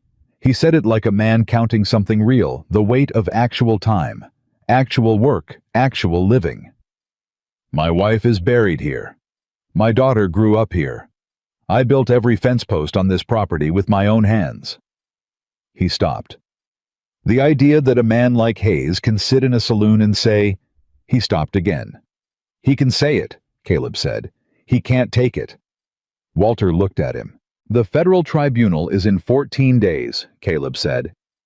Birch has the full documentation, the corroborating testimony from 3 additional properties, and now Horace Gentry's early survey records that predate Hayes's first false filing by 6 years. He paused. The claim will fail. The obstruction charge will be dismissed. The tribunal will proceed. You sound very certain. I am very certain. Walter was quiet for a moment. Why? In my experience, certainty is a thing you earn, not a thing you feel. Caleb thought about that honestly before he answered. Because I've looked at the evidence, he said. All of it. And I'm not a man who tells people what they want to hear. You know that about me by now. Walter looked at him for a long time. The ridge was going gold in the late afternoon light. A hawk circled the same thermal it always circled. Yes, Walter said finally. I do know that about you. He was quiet for another moment. Then he said without preamble, without warmth, in the plain, direct way of a man who had decided to say something and was going to say it simply, I want you to stay. After this is settled, whatever you want to call it, hired hand partner, whatever arrangement suits you both. He paused. I think you know what I'm saying. Caleb looked at his boots. Mr. Bennett, he said, I told your daughter the first time I met her that I had no land, no money, and no name worth speaking. I know what you told her. I meant it. I know you meant it. Walter's voice was steady. I also know that a man's character isn't what he has. It's what he does when having nothing would be a reasonable excuse to do nothing. He looked at Caleb directly. You don't make excuses, you just do the work. Caleb was quiet. She makes her own decisions, Walter said. I'm not speaking for her. I'm speaking for myself. He pulled the blanket tighter across his lap. I'm a sick man. I don't have the luxury of being indirect about the things that matter. Caleb thought about that. He thought about 11 years of moving and not attaching and telling himself that was a choice rather than a habit born from grief. He thought about a woman who cross-referenced land documents alone for 3 months because she didn't trust anyone else to do it right. I hear you, sir, he said. That's all I'm asking, Walter said. He turned back to the ridge. Caleb sat on the step for another moment in the summer evening, with the weight of 14 days between here and what came next, sitting in his chest like a stone he had been carrying long enough that he'd almost forgotten it was there. Almost. He stood up, put on his hat, and went back to work. The 12 days before the tribunal were the quietest and the most dangerous. Hayes went silent. That was the thing that put Caleb on edge more than anything else. Not the continued pressure, not Dodd riding the Ridge Road, not the surveyor's noise in the saloon. The silence. A man like Hayes didn't go silent because he'd given up. He went silent because he was done making small moves and was preparing to make one large one. Caleb slept lighter, watched the ridge more, said less. Clara noticed. She didn't say anything about it, but he caught her watching him, the way he watched the ridge with a particular quality of attention that was less about what she could see and more about what she was trying to hear underneath the quiet. On the 9th day before the tribunal, Eddie Hargrove came to the Bennett place at a near gallop with his hat in his hand and his face carrying the expression Caleb had learned to read as genuine alarm rather than the ordinary urgency Eddie applied to everything. "They picked up Gentry," Eddie said, barely off his horse. Caleb went still. "What do you mean, picked up?" "Sheriff Coombs. The county sheriff, not Garrity Coombs. He rode out to Gentry's place this morning with 2 deputies and brought him in for questioning." Eddie caught his breath. "Something about the early survey records Gentry gave you. They're saying they were stolen from the county recorder's office." "They weren't stolen," Caleb said. "Gentry has had those records for 30 years. They predate the recorder's office." "I know that. You know that. Coombs is saying different." Caleb turned and walked to the barn without another word and began saddling his horse. Clara appeared in the barn doorway 30 seconds later. "I heard. I'm going to town." "I know." She came in and stood near him while he worked not in his way just present. "Coombs is Hayes's man. Has been since the county election 4 years ago." "Yes." "Going into town and confronting him directly won't help Gentry." Caleb pulled the cinch strap and turned to look at her. She was right, and they both knew it. He stood there for a moment with his hand on the saddle and his jaw tight, and the particular frustration of a man who understands that the correct move is the slower one. "What helps Gentry," he said, "is getting word to Garrity and Laramie before Coombs has time to build a case out of nothing." "Then go to the telegraph office first, not the sheriff's."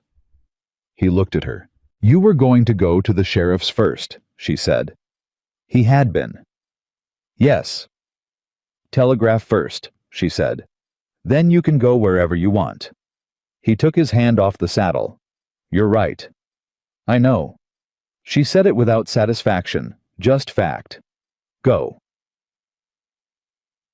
He sent 2 wires from the telegraph office, one to Garrity in Laramie, one to Birch in Cheyenne, and waited for the responses with the kind of patience that felt like it was costing him something physical. Garrity's response came first, 40 minutes later, and it was short on it. "Don't move Gentry." Birch's response came 20 minutes after that and was considerably longer. Caleb read it twice. Then he folded it and put it in his pocket and walked to the county sheriff's office. Coombs was behind his desk, with the settled confidence of a man who expected to be in control of whatever walked through his door. He was a broad man going to fat, in the way of men who had been physically impressive in their youth and still moved like they were. He looked at Caleb with the particular kind of dismissal that was meant to establish rank before anything else was said. "Morgan," he said. "Sheriff." Caleb didn't sit down. "I'd like to know what charges you're holding Horace Gentry on." "That's county business."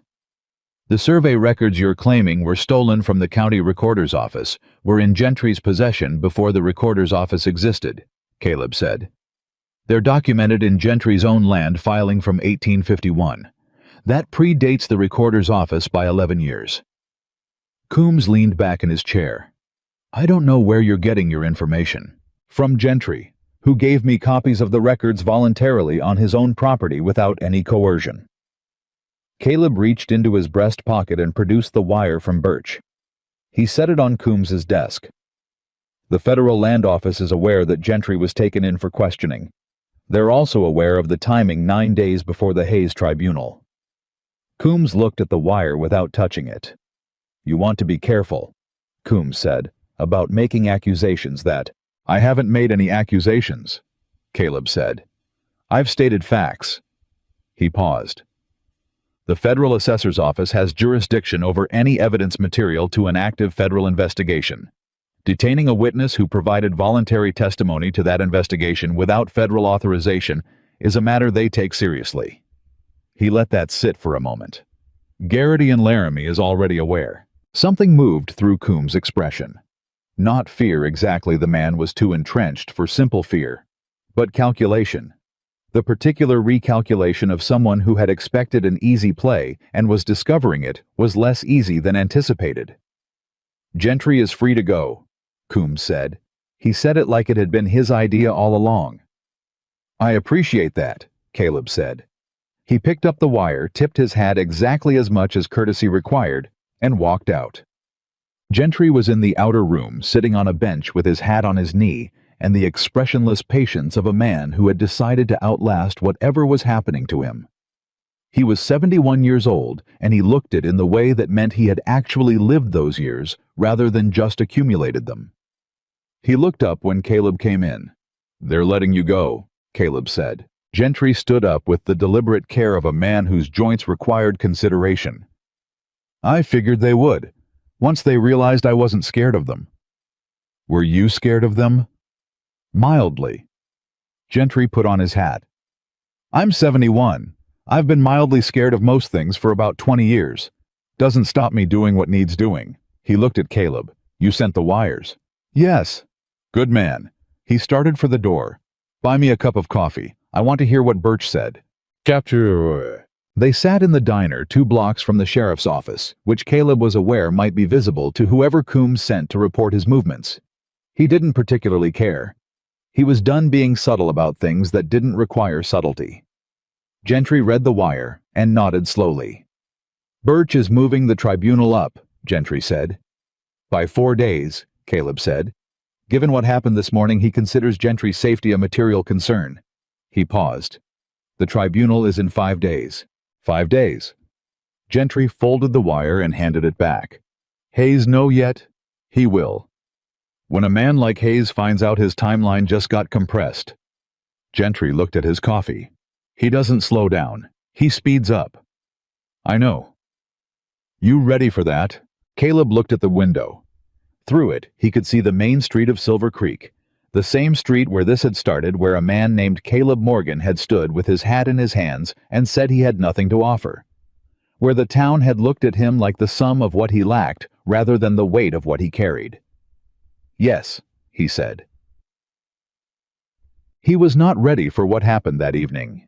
He came back to the Bennett place at dusk to find Clara on the porch, and the expression on her face that he had not seen before, not the controlled, managing expression she wore when things were difficult, not the direct, practical expression she wore when she was working through a problem. Something rawer than either. Something that she was working to get under control as he dismounted, and she wasn't quite managing it. What happened? He said. Hayes came, she said. He stopped with his reins in his hand. Here, in person, not Dodd. She stood with her arms crossed, holding herself together with a physical deliberateness that told him how much it was costing her. He came to see my father. Caleb tied his horse to the post with more care than he felt and walked to the porch steps. Tell me, he said. She sat down on the top step. He sat below her, which put their eyes at the same level, and she looked at him directly the way she always did when she was going to say something true and difficult. He offered my father a settlement, she said. Not a buyout, a settlement. He called it compensation for the inconvenience of the survey disputes, enough money to cover the banknote and a portion beyond it. She stopped. Enough to make my father comfortable, for however long he has. The last 4 words landed with weight. He said that, Caleb said, about however long your father has. He said it pleasantly, Clara said, like he was being kind. Her voice went flat in the way voices went flat when anger had nowhere else to go. He sat in my father's parlor and told him that the federal tribunal was going to be painful for everyone involved, and that a man in my father's condition shouldn't spend his remaining time on legal proceedings. Caleb was very still. What did your father say? He said no. She paused. And then Hayes said something else. Caleb waited. He said that sometimes the people who encouraged a fight weren't the ones who ended up paying for it. That sometimes the people who put others up to things moved on when the cost got too high. She met Caleb's eyes. He was talking about you. He said it with my father's name in the same sentence as yours. He said he hoped my father hadn't put too much stock in the loyalty of men who didn't have a stake in the outcome. Caleb looked at the ground for a moment. He was trying to put doubt between you and your father, he said. I know what he was doing. Her voice was tight. What I want to know is whether it worked. He looked up at her. Your father, he said carefully. Does he doubt me? Clara was quiet for a moment that was long enough to mean something. He didn't say he doubted you, she said. But he asked me tonight after Hayes left whether I knew what your plans were. After this was over. She paused. He said he thought a man should know what he was staying for. The porch was quiet. The summer night had the particular density of heat that didn't release after dark, just compressed differently. Somewhere up the ridge, something moved through brush, a deer probably coming down toward water. Caleb turned his hat in his hands once. I'll talk to him, he said. Tonight. Clara looked at him. The expression on her face was the one he had the most difficulty with, not because it was complicated, but because it wasn't. It was entirely simple and entirely honest, and it asked something of him without asking it in words, which was the most difficult kind of asking there was. Caleb, she said. He looked at her. Don't tell him what he wants to hear, she said. Tell him the truth, whatever it is. She paused. He's earned that, and so have I. He held her gaze for one long moment. Yes, he said. You have. Walter was awake. Caleb had half expected to find him asleep. The man slept more now than he had 6 weeks ago, which was one of the markers Caleb had learned to track without looking directly at. But he was sitting up with the lamp on and a book open on his lap that he clearly wasn't reading. He looked up when Caleb came in. Figured you'd come tonight, Walter said. Yes, sir. Sit down. Caleb sat. Walter closed the book and set it aside. He looked at Caleb with the direct, undecorated gaze of a man who had decided to dispense with the approach and get to the thing itself. Hayes was here, Walter said. Clara told me. He's a persuasive man, Walter said. I want you to know I didn't believe what he implied about you. I want that stated plainly. I appreciate that. But, Walter paused. I'm a sick man who loves his daughter, and I am aware that those two facts make me capable of asking more of a person than I have a right to ask. He looked at Caleb steadily. So I'm going to ask you something directly, and I want a direct answer. All right. Are you staying because of the work? Walter said, or are you staying because of Clara? The lamp between them threw a steady, honest light. No shadows worth hiding in. Caleb was quiet for a moment, not because he didn't know the answer, but because the answer deserved to be said correctly. It started as the work, he said. I won't pretend otherwise. I came here because you needed someone, and the job was fair, and I was between things. He paused. It stopped being just the work somewhere around the second week, when I understood what Clara had been doing alone, and for how long, and what it cost her. He stopped again. And when I understood that your family was the kind worth fighting for. Not because you're helpless, you're not, but because the fight you're in is a right one, and right fights deserve people willing to stand in them. Bibi Bayi Omad. Walter was very quiet. That's the work part, Walter said. Yes. And the other part? Caleb looked at his hands. The bandage Clara had tied was clean and neat. She had done it without fuss, and with complete competence, and he had sat close enough to smell the soap she used and thought about it afterward more than was strictly useful. "Your daughter," he said, "is the most capable person I have met in 11 years of working alongside a great many capable people." He paused. "She is also honest in a way that is—" He stopped. Started again. "I have spent 11 years making myself hard to know because it seemed like the safest way to live." She made that difficult. She asked direct questions and waited for direct answers and didn't look away when she got them. He paused again. "I don't know what your daughter feels. That is her business, and I would not assume. But I know what I feel, and I know that I would not be staying only for the work." Walter was very still. The lamp burned between them. "I have nothing to offer her," Caleb said. It came out quietly, the way true things sometimes did when you stopped managing them. "No land, no money, no name that means anything in this county or any other. I told you that the first day I sat on your porch, and it's still true." He looked at Walter directly. "I'm telling you that because I think you deserve to know it, and I think she deserves a father who knows it when he makes his own judgments." Walter looked at him for a long time. Then he said, and his voice when he said it carried something that Caleb would remember for the rest of his life, "You are the most honest man in Wyoming." He said it quietly, like it was the conclusion of something he had been working out for a long time and had finally reached the bottom of. "I have met men with land and money and names that meant things in counties up and down this territory," Walter said. "I have met a great many of them. I have known perhaps 4 or 5 who were honest. The way you are honest, not careful. Honest, not strategic honest, but honest. The way good ground is honest. It holds what you put into it." He paused. "What you have to offer my daughter is considerable. You simply haven't been counting it right." Caleb looked at the lamp. His throat was tight in a way he hadn't felt in 11 years. "Sir, I'm not giving you my blessing tonight," Walter said with the precise calm of a man managing the speed of a significant moment.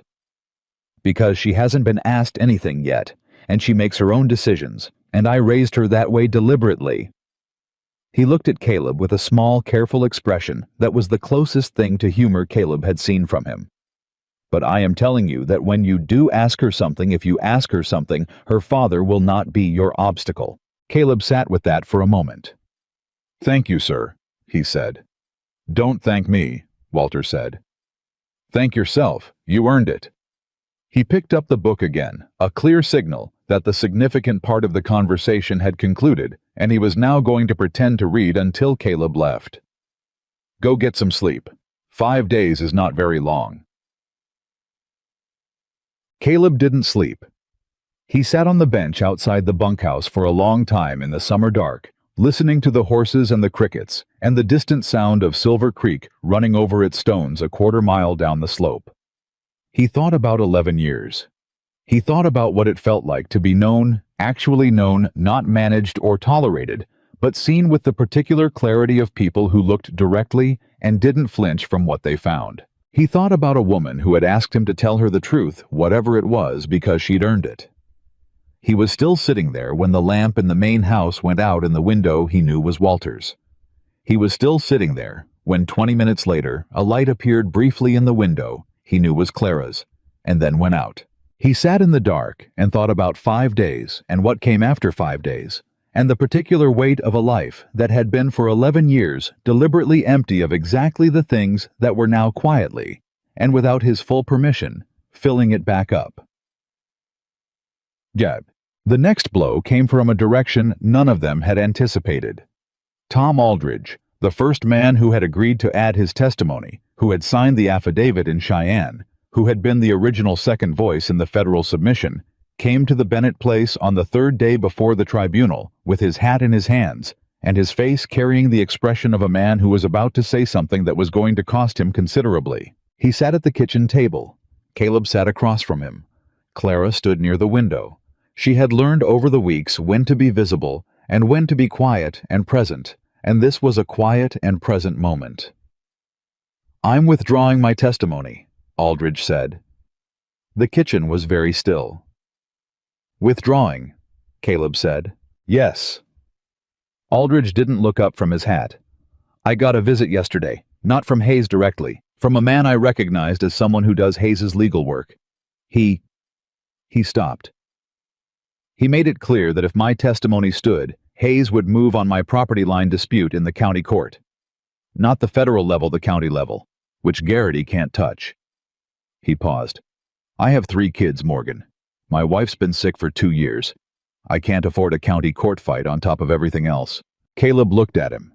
He looked at the top of Aldridge's head, bent over his hat, and understood the weight sitting on the man's shoulders, the particular weight of choosing between what was right and what your family could survive. He didn't despise him for it. Tom, he said. Aldridge looked up. The federal tribunal proceeds with or without your individual testimony, Caleb said. The submission has 7 corroborating sources. Yours is one of them. It matters, I won't tell you it doesn't, but it is not the foundation. Aldridge stared at him. You're not angry. What good would that do you? Aldridge was quiet for a moment. Something in his expression shifted the braced quality of a man who had expected to be condemned and wasn't sure what to do with the absence of condemnation. Hayes's man said if I withdraw, he'll leave my property alone, Aldridge said. That the county dispute goes away. He may even mean it, Caleb said. Hayes is managing his exposure right now. He's not looking to add fights. He paused. But I want you to understand something. After the tribunal, if the tribunal goes the way the evidence says it should, the county disputes Hayes has been running go away anyway, because the basis for them is the fraudulent survey record. Withdraw or not in 3 days, you're likely to be in the same position. Aldridge stared at him. Then why? Aldridge said slowly, is Hayes's man telling me withdrawal protects my property? Because, Caleb said, Hayes needs to weaken the submission before the tribunal. And offering something that costs him nothing, or nearly nothing, in exchange for that, is exactly how a man like Hayes operates. The silence in the kitchen was very complete, Clara said from the window quietly. He's been doing this to all of us, making each of us feel alone, making each of us feel like we're the one who matters, the one he most needs to stop. Aldridge looked at her. He sent someone to the Briggs as well, Clara said. 3 days ago. Mrs. Briggs sent word yesterday. They didn't withdraw. She paused. But they thought about it. Aldridge put his hat on the table. He ran both hands over his face with the gesture of a man clearing something away. I've been afraid for 6 months, he said. I know, Caleb said. I didn't want to be the one who I didn't want my family to be the ones who... He stopped. Started again. My father built that property, same as Walter. He looked across the table at Caleb. I'm not withdrawing. Caleb held his gaze. You're sure, he said, not pressing, asking. I'm sure. Aldridge picked his hat back up. If Hayes's man comes back, what do I tell him? Tell him you've decided your family's future is better served by the truth than by a promise from Richard Hayes, Caleb said. Aldridge nodded slowly. That's a good answer, he said. He stood and put on his hat and shook Caleb's hand, a firm, deliberate shake, the kind that meant something, and walked out. Clara came away from the window and sat down at the table in the chair Aldridge had just left. She put both hands flat on the table and looked at them. 2 days, she said. 2 days, Caleb said. He's going to try something else. Yes? But we don't know what. No. He paused. Which means we do the same thing we've been doing. We stay close to the property, we keep Birch informed, and we don't give him anything that isn't already in the record. Clara looked up. That's it. That's the plan. When the ground is solid, Caleb said, the plan is to stand on it and let the other man wear himself out trying to move you. She looked at him for a moment.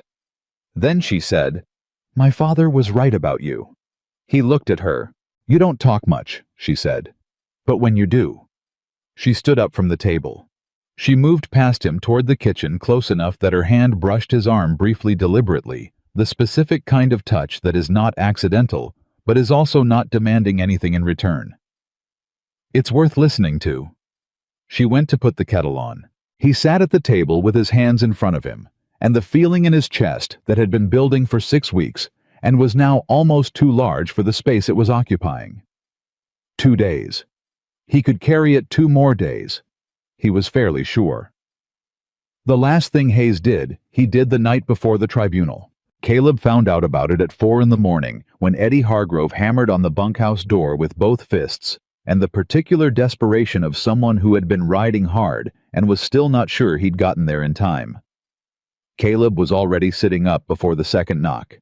He had not been sleeping deeply. He had not been sleeping deeply for 2 days. He opened the door. Eddie's horse was lathered behind him. Eddie himself was breathing hard, and his face in the dark carried something that made Caleb's chest tighten before a single word was spoken. "They filed something in Laramie," Eddie said. "Tonight, after the courts closed, a motion to stay the federal tribunal on grounds of jurisdictional conflict." He pushed a crumpled paper at Caleb. "My cousin works the night desk at the telegraph office. He sent word the minute it came through." Caleb took the paper and read it by the light of the lamp he'd lit. He read it twice. Then he stood very still for a moment, with the paper in his hand.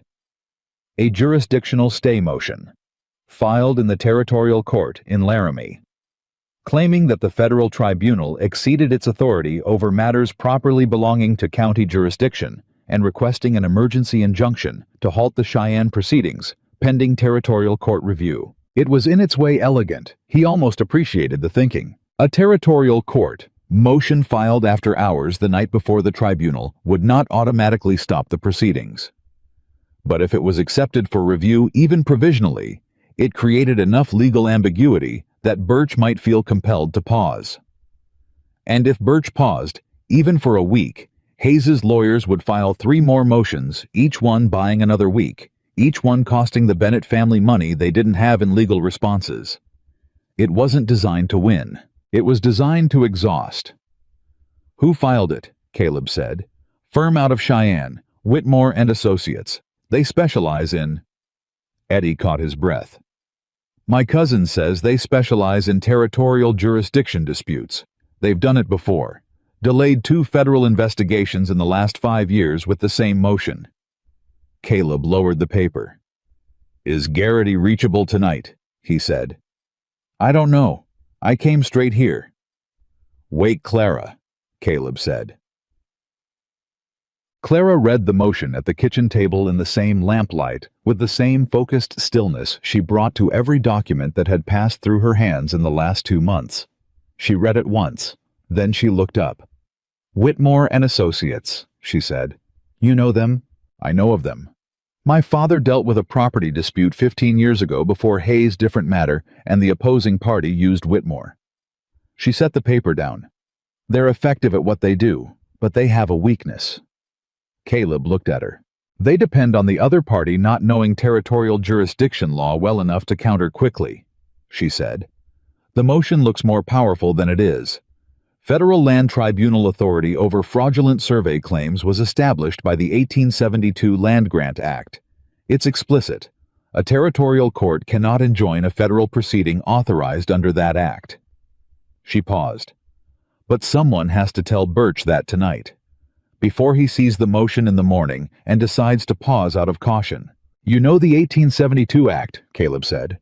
"I've spent 3 months reading land law," she said. "Yes."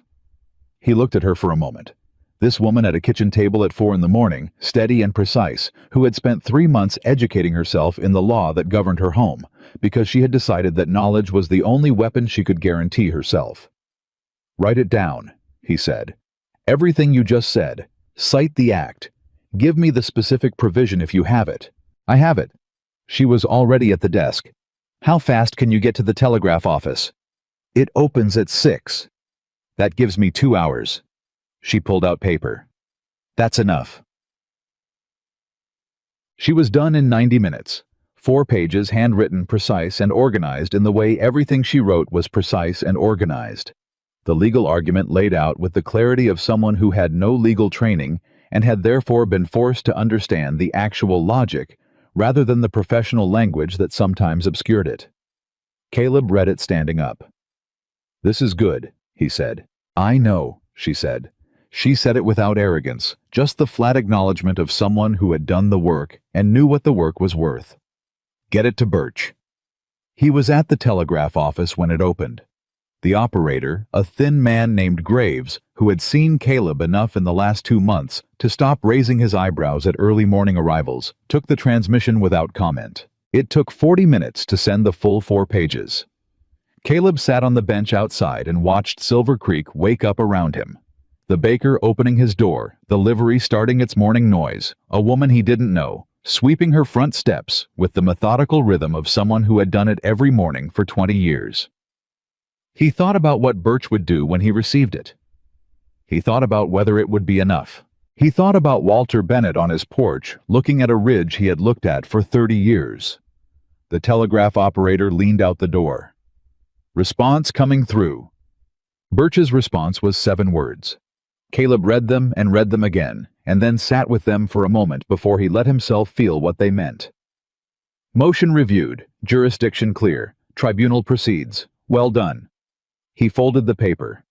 He sat on the bench for another minute in the morning sun, in the town that had watched him for 2 months like he was a problem that hadn't been resolved yet, and he let the feeling move through him without managing it. Then he stood up, put on his hat, and rode back to the Bennett place. Clara was in the yard. She read his face before he'd fully dismounted. "It worked," she said. "Tribunal proceeds," he said. 9 o'clock tomorrow morning." She closed her eyes for exactly 2 seconds. Just 2. Then she opened them, and she was back, practical present, already moving to the next thing. "My father needs to know," she said. "Yes." They went in together. Walter heard it with his eyes closed and his hands folded on the blanket across his lap and his chin level. When Caleb finished, Walter was quiet for a long moment. Then he said, "Clara wrote the legal argument." "Yes, sir?" "At 4 in the morning." "Yes, sir." Walter opened his eyes. He looked at his daughter, who was standing near the door with her arms at her sides and her expression composed, and he looked at her for a long time with the particular quality of a father who is seeing in a new way something he has always known. "Come here," he said. She went to him. He took her hand and held it with both of his, a rare gesture from a man who expressed most things through action rather than contact, and looked at her with an expression that Caleb understood he was not supposed to be watching, and looked away from anyway. He heard Walter say quietly, "Your mother would have been so proud of you." He heard Clara's breath change.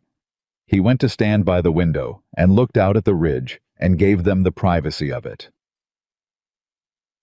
The tribunal was held in Cheyenne, which meant a full day's ride, which meant leaving before dawn. Caleb, Clara, Walter, Tom Aldridge, Horace Gentry, the Briggs couple, and 2 of the other affected landowners, 6 families in total, who had each made their own decision about what their property was worth standing up for, rode out of Silver Creek in the early dark, in a group that was quiet with purpose. Caleb rode near the front. Clara rode beside him. They didn't talk much. They didn't need to. At one point, somewhere in the second hour when the light was starting and the mountains were going from black to gray to the particular gold of a Wyoming summer morning, Clara said without looking at him, "Whatever happens today, whatever the outcome, I want you to know that what you did mattered. What you did for my father, for all of them." She paused. "It mattered before today. It doesn't depend on today." He looked at the road ahead. "I know," he said. "I don't think you do entirely," she said, "but you will." He glanced at her. She was looking straight ahead, riding with the easy competence she brought to everything physical. Her chin level and her back straight, and the morning light doing things to her profile that he was not going to think about in detail, because he had a full day ahead of him that required his attention. He looked back at the road. "Clara," he said.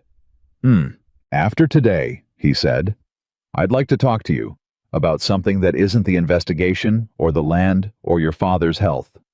She was quiet for a moment. "All right," she said. "After today, he said again, making sure it was clear he wasn't going to turn it into something she had to manage right now. After today, she agreed. They rode on. Richard Hayes arrived at the Federal Tribunal building in Cheyenne with 2 lawyers, and the bearing of a man who has spent enough years being the most powerful person in any room that he has forgotten it's a learned posture rather than an inherent quality. He saw Caleb in the corridor outside the hearing room and stopped. For a moment, just a moment, something moved through Hayes's expression that was not the calculated pleasantness or the managed contempt Caleb had seen at every stage of the last 2 months. Something more honest than either. Something that recognized, without wanting to, that the man standing in the corridor with a group of landowners behind him was not the problem Hayes had initially assessed him to be. Then Hayes's lawyer touched his arm, and they went inside. Caleb watched him go. Gentry appeared at Caleb's shoulder. "Rattled," the old man said quietly. "A little," Caleb said. "Good," Gentry said, and walked in after Hayes. The tribunal lasted 4 hours. Birch ran it with the same methodical precision he brought to everything, orderly, thorough, immune to pressure from either side. Hayes's lawyers made their arguments. They were good arguments professionally presented, designed to create doubt and complexity around what was at its foundation a straightforward pattern of fraud. But Clara's documentation was thorough. Gentry's early survey records were irrefutable. The corroborating testimony from 6 separate property owners, describing the same pattern over a 3-year period, was the kind of evidence that methodical men like Birch built their careers on honoring. And Margaret Purcell's signed statement, delivered by a woman who was currently staying with her sister in Rawlins and who had been asked by Birch's office to provide a recorded verbal confirmation, which she had provided without hesitation, described a conversation that added intent to what the documents already proved as pattern. Caleb sat in the gallery and did not fidget and did not speak, and watched the proceeding with the focused attention of a man who had ridden a very long road to be in this particular room and was going to be present for every moment of it. Clara sat beside him. Their shoulders were almost touching. Neither of them moved away. When Birch read the findings, Caleb felt Clara's hand close briefly on his forearm, just for a second, just one moment of pressure, and then release. He didn't look at her. He looked at Birch. He listened to every word. The findings were complete and unambiguous. Fraudulent survey filings confirmed 17 instances across a 3-year period. Falsification of county land records confirmed. Coordination with county officials to process fraudulent claims confirmed. Damages to affected property owners to be assessed and remediated. Criminal referral to the territorial prosecutor issued. Richard Hayes sat at the respondent's table with his hands flat on the surface and his lawyers writing rapidly on either side of him. And he did not look at the gallery, and he did not look at Caleb, and he did not look at the 6 families sitting in the rows behind the railing who had come from Silver Creek to watch the truth of what had been done to them entered into the federal record. He sat very still and stared at a point above Birch's head, and Caleb, watching him, understood that this was a man who had just seen the full shape of what losing looked like, possibly for the first time in his life. He didn't feel triumph. He felt something quieter than that. Something more like the feeling after a long piece of work, the deep, uncomplicated satisfaction of a job that needed doing, done.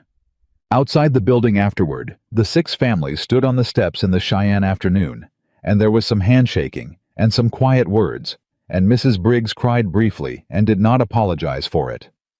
Tom Aldridge shook Caleb's hand the same way he had before, firm, deliberate, meaningful, and said, "I'm glad I didn't withdraw." And Caleb said, "So am I," and meant it. Gentry clapped him once on the shoulder, with a hand that was stronger than a 71-year-old hand had any right to be, and said nothing which from Gentry was the equivalent of a speech. Walter Bennett sat in the chair they had brought for him. He had made the ride and the hours in the gallery, and he was tired in the visible way now, the way he had not let himself be tired in public before. And he looked at the Cheyenne afternoon with an expression that Caleb thought was the most peaceful expression he had seen on the man's face in 2 months of watching it. "Well?" Walter said to no one in particular. "Yes, sir," Caleb said. Walter looked up at him. "Take my daughter somewhere and have that conversation," he said. "She's been waiting for it with considerably more patience than I have." Caleb glanced at Clara, who was talking with Mrs. Briggs, and had her back to them, and had definitely heard every word. The back of her neck went slightly pink. Caleb looked at Walter. "Yes, sir," he said. They walked to the end of the block, while the others sorted out the arrangements for the night's lodging. It was a practical distance far enough for privacy, close enough to propriety, and they stood near a bench neither of them sat on, and the Cheyenne afternoon moved around them with the cheerful indifference of a city that did not know what kind of morning they'd had. Caleb had been planning in the abstract way he planned things what he was going to say. He had a sense of the structure of it. He was a man who thought before he spoke and spoke carefully when it mattered. He said none of what he'd planned. What he said was, "I told your father I have nothing to offer you. I meant it when I said it. I still mean it in the factual sense. I have no land, no money, no name. I am a working man with a good horse and a skill set that amounts to being useful in difficult situations." Clara looked at him. "And I am." He stopped, started again because this was the part that didn't organize into careful sentences the way other things did. "I am 35 years old, and I spent 11 of those years making myself into someone who didn't need anything, because needing things after you've lost them is the kind of pain I didn't want to revisit." He paused. "I wasn't expecting you. I want to say that plainly. I wasn't expecting someone who asked direct questions and didn't look away and organized federal evidence at a kitchen table at 4 in the morning and told me to say it mattered like she was giving me something rather than asking for it." Clara was very still. "I can't offer you what other men could offer you," he said. "I can offer you honesty. I can offer you someone who will do the work every day without being asked. Someone who will not leave when it gets difficult, because I have assessed the difficult, and I would rather be in it with you than be comfortable somewhere else without you." He paused one final time. "That is what I have. I understand if it's not enough. But I told your father I'd tell you the truth, and that's the truth." The Cheyenne afternoon moved around them. Clara looked at him for a long moment with the expression she wore when she was being fully honest, the open direct one, the one with nothing managed in it. "Caleb," she said. "Yes." "Do you know what I have been offered in my 27 years by men who had land and money and names?" He waited. "Arrangements," she said. "Convenience. Security of a kind that looked like a door closing rather than one opening." She paused. "I have been told by 3 men in this county that I was a sensible choice. Not one of them asked what I thought.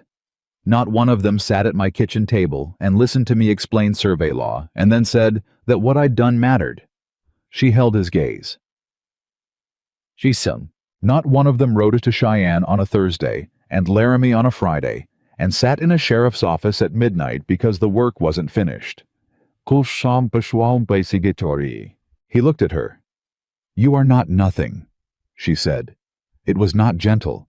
It was fierce and certain, and it landed in his chest with the weight of something true. "You have never been nothing. You just made the mistake of letting the wrong people do your accounting." He was quiet. "Yes or no?" she said. "Because I am also a direct person, and I've been waiting for this conversation for 6 weeks, and I would like to know." He looked at her. The woman who had handed him lunch on a fence post and not looked away. Who had written 4 pages of legal argument in 90 minutes in the middle of the night. Who had said come back when he rode out and had been in the yard when he returned. "Yes," he said. She nodded once, with the decisive finality she brought to every conclusion that mattered.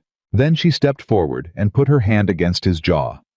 One hand a brief, deliberate gesture, the kind that asked nothing except that he understand it was given freely, and then she stepped back. "All right," she said. "Let's go find my father before he exhausts himself trying to look like he hasn't been wondering about this for the last hour." He almost smiled. He didn't stop himself this time. They rode back to Silver Creek the following morning. The ride home was different from the ride out. It had a different quality of silence, not the taut, purposeful quiet of people moving toward something uncertain, but the settled quiet of people who know where they are and what they're carrying. Walter rode between Caleb and Clara for the first few hours, talking more than he had talked in weeks about the property, about the spring planting. He was already planning in his mind about a fence line on the south pasture that had needed attention since April. He was tired, and he was not hiding it, and he was also unmistakably lighter. At the midpoint rest, when Walter had closed his eyes in his saddle for a few minutes in the way he sometimes did, Clara said quietly to Caleb, "He's planning." "I know.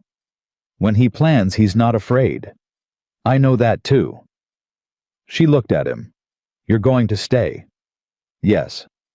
"Not because of the work." "Not only because of the work." She nodded. She looked at the road ahead.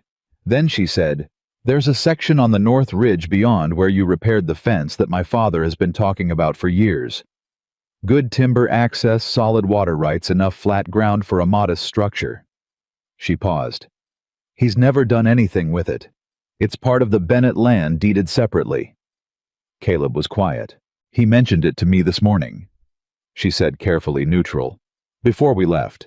He said it was sitting unused and he didn't like things going to waste." "Clara, I'm just telling you what he said. You're telling me with a very specific intention." She looked at him. "Yes," she said without apology. "I am." He looked at the road. He thought about a section of North Ridge with good timber access and solid water rights. He thought about what a modest structure on solid ground could become over time with work. He thought about 11 years of moving. "Tell your father," he said slowly, "that I'd like to look at it when we're back."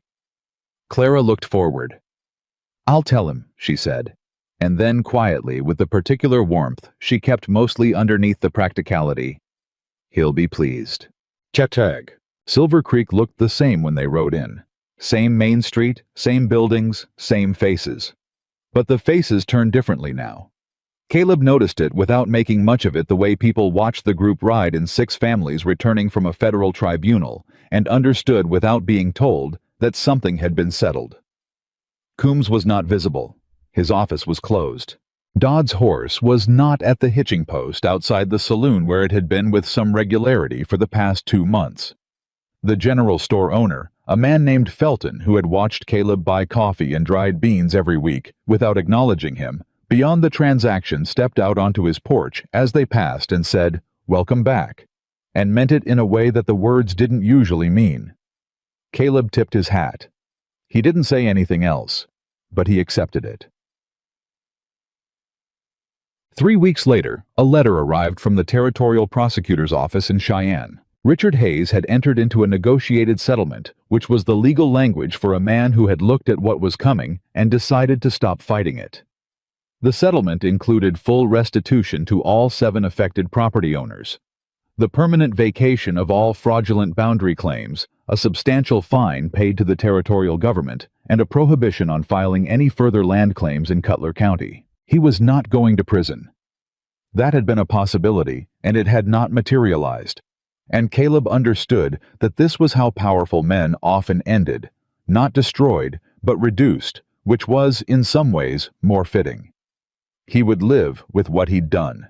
He would know that everyone who looked at him knew what he'd done. Clara read the letter at the kitchen table and set it down and said, "It's not enough." "No," Caleb said. "But it's what we have. It's what the law gives us, yes." She looked at the letter for a moment longer. Then she folded it and set it aside with the particular finality of a woman who was done giving a thing more of her attention than it deserved. "Alcott sent a letter as well," she said. "From Territorial Savings. The loan has been restructured lower rate extended term. And the board conducted an internal review." She paused. "The man in the loan department who filed the fraudulent review request has been dismissed." "Good," Caleb said. "And Margaret Purcell," Clara said, "is back in Silver Creek. Her husband resigned from the recorder's office. She's taken a position at the schoolhouse." She paused. "She came to see me last week while you were on the ridge. She wanted me to know that she didn't regret what she did, that she would do it again. Caleb thought about Margaret Purcell with her straight back and her prepared statement and the particular courage of a woman who had decided what she would and would not live with. "She's a good woman," he said. "Yes," Clara said. "She is." Yuck. Walter Bennett died on a Thursday morning in late September with the summer fully gone, and the first chill settled into the Wyoming air in his own bed, in his own house, on his own land. Clara was with him. Caleb was in the North Field when Eddie came to get him, and he rode in fast and arrived in time to sit outside the door while Clara had the last of it with her father, and then to be there when she came out. She didn't cry in front of him, not then. She came out and she stood in the hallway and she looked at Caleb with an expression that was beyond the vocabulary of composed or not composed, just the raw, undefended face of someone who has lost the person who knew them longest. He opened his arms. She came into them without hesitation and held on with both hands, and he held her back solidly, without moving, without speaking. Just present in the way she had been present for him in every difficult moment of the last 3 months. Fully there, asking nothing, giving everything that was his to give. He felt her cry once briefly against his shoulder. Then she straightened. She stepped back. She wiped her face with the back of her hand. "He wasn't afraid," she said. "At the end. I want you to know that." "I know it," Caleb said. He said... She stopped, cleared her throat. "He said to tell you that he'd been right about you, and that a man's legacy wasn't what he left behind, but who stood better because he'd lived." Caleb looked at the wall. His throat was doing the thing it had done in Walter's lamplight that evening, 2 weeks after Cheyenne, when Walter had called him the most honest man in Wyoming. He did not look away from the wall until he had it managed. Then he looked at Clara. "He was right about you, too," Caleb said. "In case anyone needs to say that plainly." She looked at him for a moment. "You say it," she said quietly. "That's enough." They buried Walter Bennett on the north side of the ridge beside his wife, as he had wanted. The families came. All 6 of them. Tom Aldridge, and the Briggs, and Horace Gentry, and the others. And Margaret Purcell and Alcott had sent flowers from Laramie, which arrived somewhat crushed, but present. And Eddie Hargrove stood at the back with his hat in his hands and cried openly and did not apologize for it. Caleb stood beside Clara through all of it. He did not speak much. He was not a man who spoke much at events that required a different kind of presence. He simply stood where he was needed and was there. Afterward, when everyone had gone, Clara stood at the grave for a while alone, and Caleb waited at a respectful distance, and when she turned back to him, she had the expression of a woman who has set down something very heavy and is learning for the first time how to stand at her full height without it. She walked back to him. "The North Ridge section," she said. "Yes." "Are you still thinking about it?" He looked at her. "I haven't stopped thinking about it." Something moved through her expression. Not quite a smile yet. Something that was going to become one. "Come look at it tomorrow," she said. "Properly. Bring your eye for fence lines and water access." She paused. "Bring whatever else you've been carrying around for 11 years and thought you'd never put down." He looked at her for a long moment. "All right," he said. "All right," she said. They walked back to the house together, through the September air, through the land that was hers and would be theirs, through the particular quality of late afternoon that comes after loss and before what comes next. That still honest moment when the grief is real and the future is real, and both of them are present at the same time, and you choose, despite everything, to keep walking forward. Caleb Morgan had spent 11 years moving. He thought that maybe finally, in the way that things happened when they were right, rather than just convenient, he had found the direction worth stopping in. And it was enough. It was more than enough. It was everything.